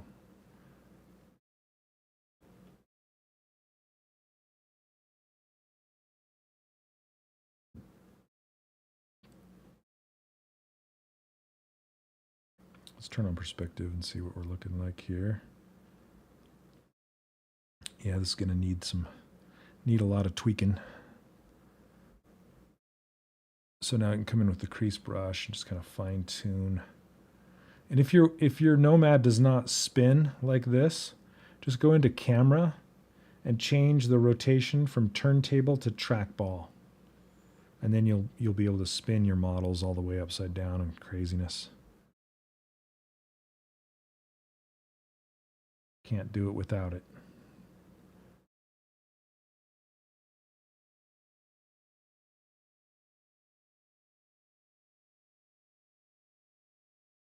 There we go.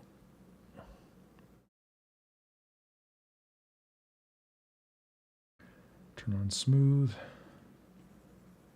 Smooth that crease out a little bit, especially where it got too pinched down in there.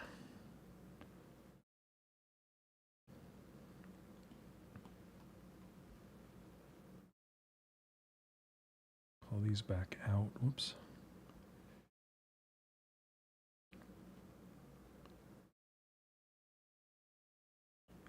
I can do the same thing to this lower lip, but I want to pull it down more. Give it some more volume.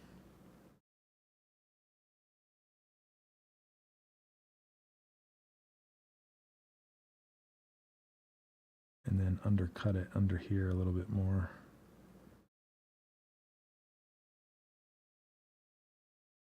Gosh dang those teeth. I think I need to arc them.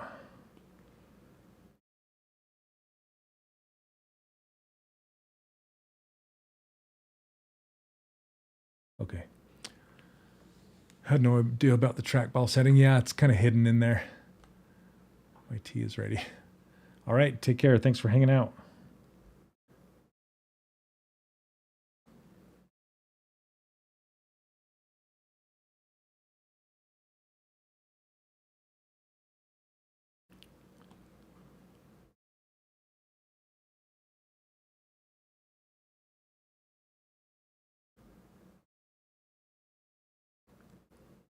I kind of want to, let's see.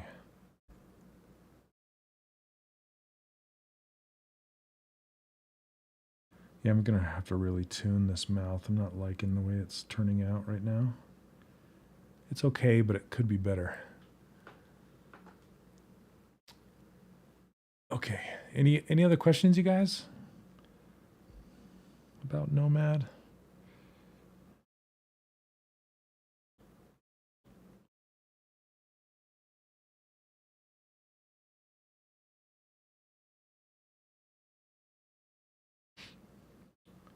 Let me see. Okay. Voxel remesh it again.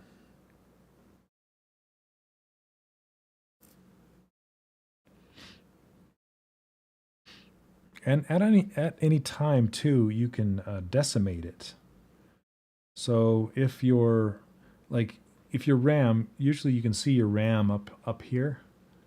If it gets into the red or gets too much, you can go through and decimate. And where you find that is underneath this mesh menu under miscellaneous, and then decimation right there. And it by default it's set to decimate by half, like 50%. And you can just hit that at any time. And it does a really good job of holding onto the details and decimating the rest.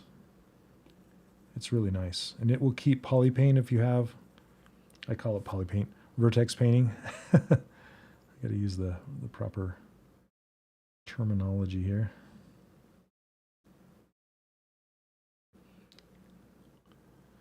What was the click and hold selection thing you were doing a minute ago?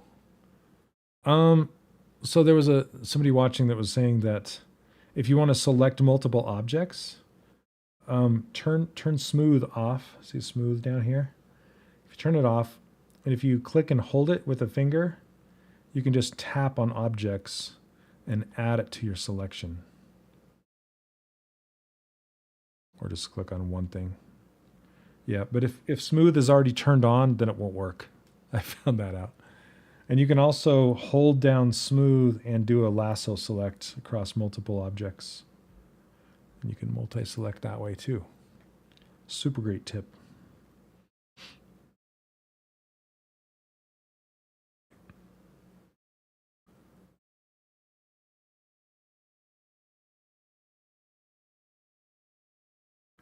Okay, on this cheek, I kind of want to use crease, but at a very, very low setting with a very big brush on subtract. So I can kind of pull it out.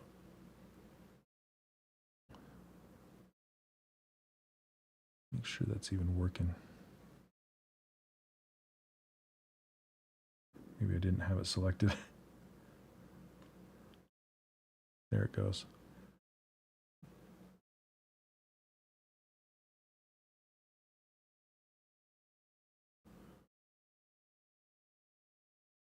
Yeah, it's pretty sweet.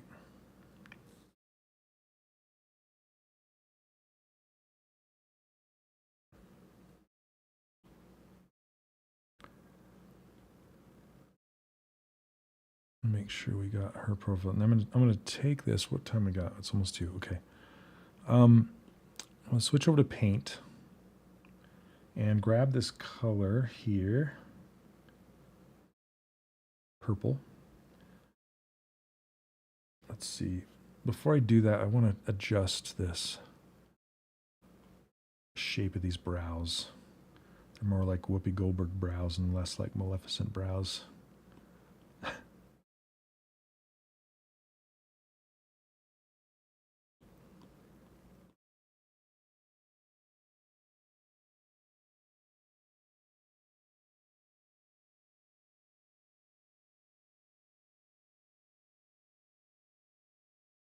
And let's smooth this. Again, you can crank the smooth, or any brush, beyond 100%, so it'll go really fast. You can smooth it very quickly. Back to move. I want to get this pretty sharp right here.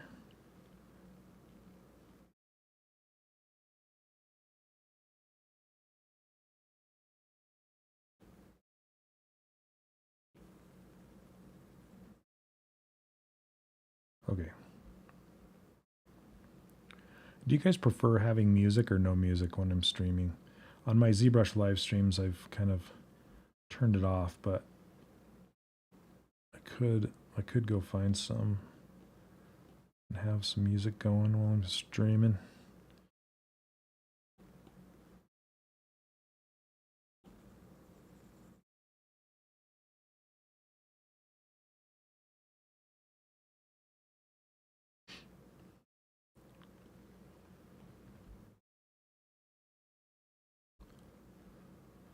Okay, subtract with the crease. Just kind of define the nose again.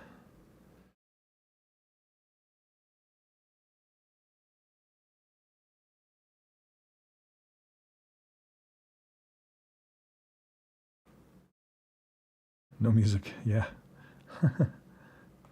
I'm kind of in that same ballpark.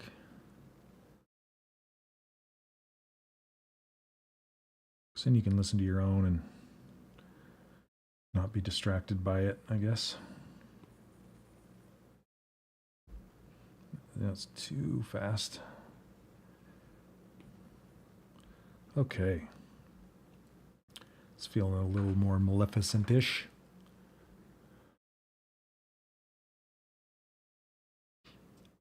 Yeah, because I guess I could pick horrible music.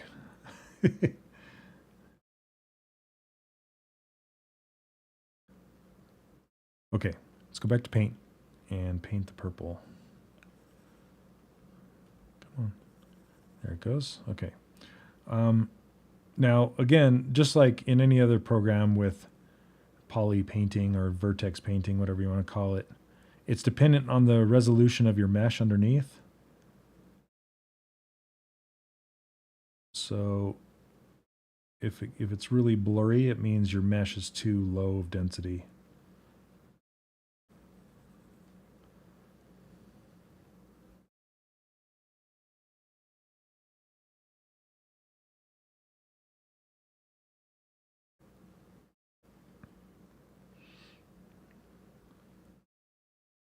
And this way, I want to give it kind of this angle. No music's great. Allows me to have my own secondary noise. Yeah, there you go. Yeah, a lot of people told me it feels like you're in the same room as me and I'm just explaining to you how to do the thing. And I totally get that. Another way you can eyedrop a color is just with the paintbrush selected. You can just click and hold and it will just eyedrop whatever you click and hold on top of, like that, which is super nice. You don't have to go get the eyedropper. Sometimes I forget about that.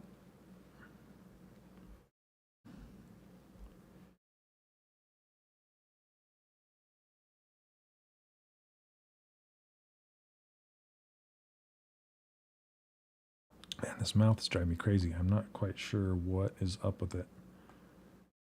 Maybe it's because it's not attached just yet and I can't see past it. Or it's not fluffy enough. Like not enough volume. I don't know what's going on with it, but I need to tweak it some more. Okay. And her whole head is too long. It's looking like the Wicked Witch from Wizard of Oz, like through the nose area. I feel like it's a little too... It's weird because it does and it doesn't. Let's check our proportions. So in the image, you can turn overlay up. And then you can drag your object over the image and kind of line it up. And see. So I need to make her horns bigger. And I just want to check like the eye distance, chin, nose. It's actually pretty close. My chin's a little too long. You can also take the image, hit transform, and just move it up like this. Tap on it, and then you can move your model. Let's adjust that overlay a little bit so it's not so transparent. Okay. So if I line up the eyes and then line up the chin, it's pretty freaking close. The eyebrows and everything need to be higher. And the cheek needs to be sharper. See the cheek over here? See, mine's nice and slow, and this one's really fast. And I was thinking that my nose was too long, but it's right in there.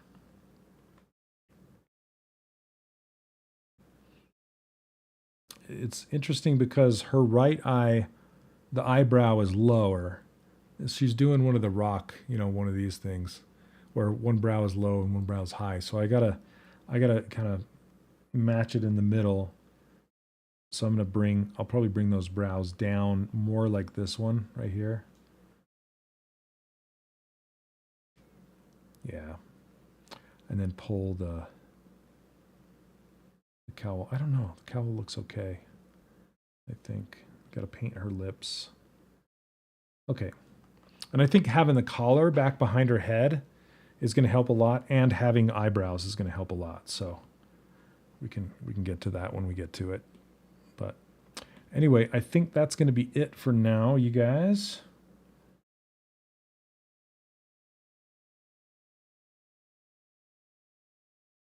But I might try and stream every Tuesday like this at the same time as my regular Maxon streams, but on my own channel here.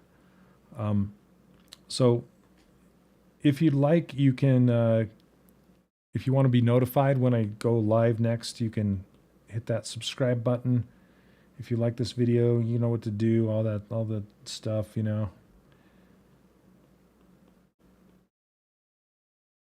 And like I said, I do have a Patreon. I just barely started it not too long ago.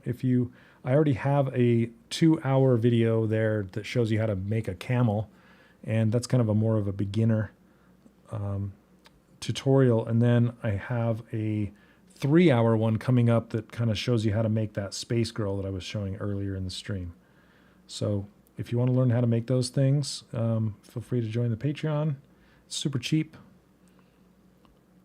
And then if you're serious about getting into modeling characters and doing it as a career, I have the 3D character workshop where I mostly teach it in ZBrush, and I take a character all the way to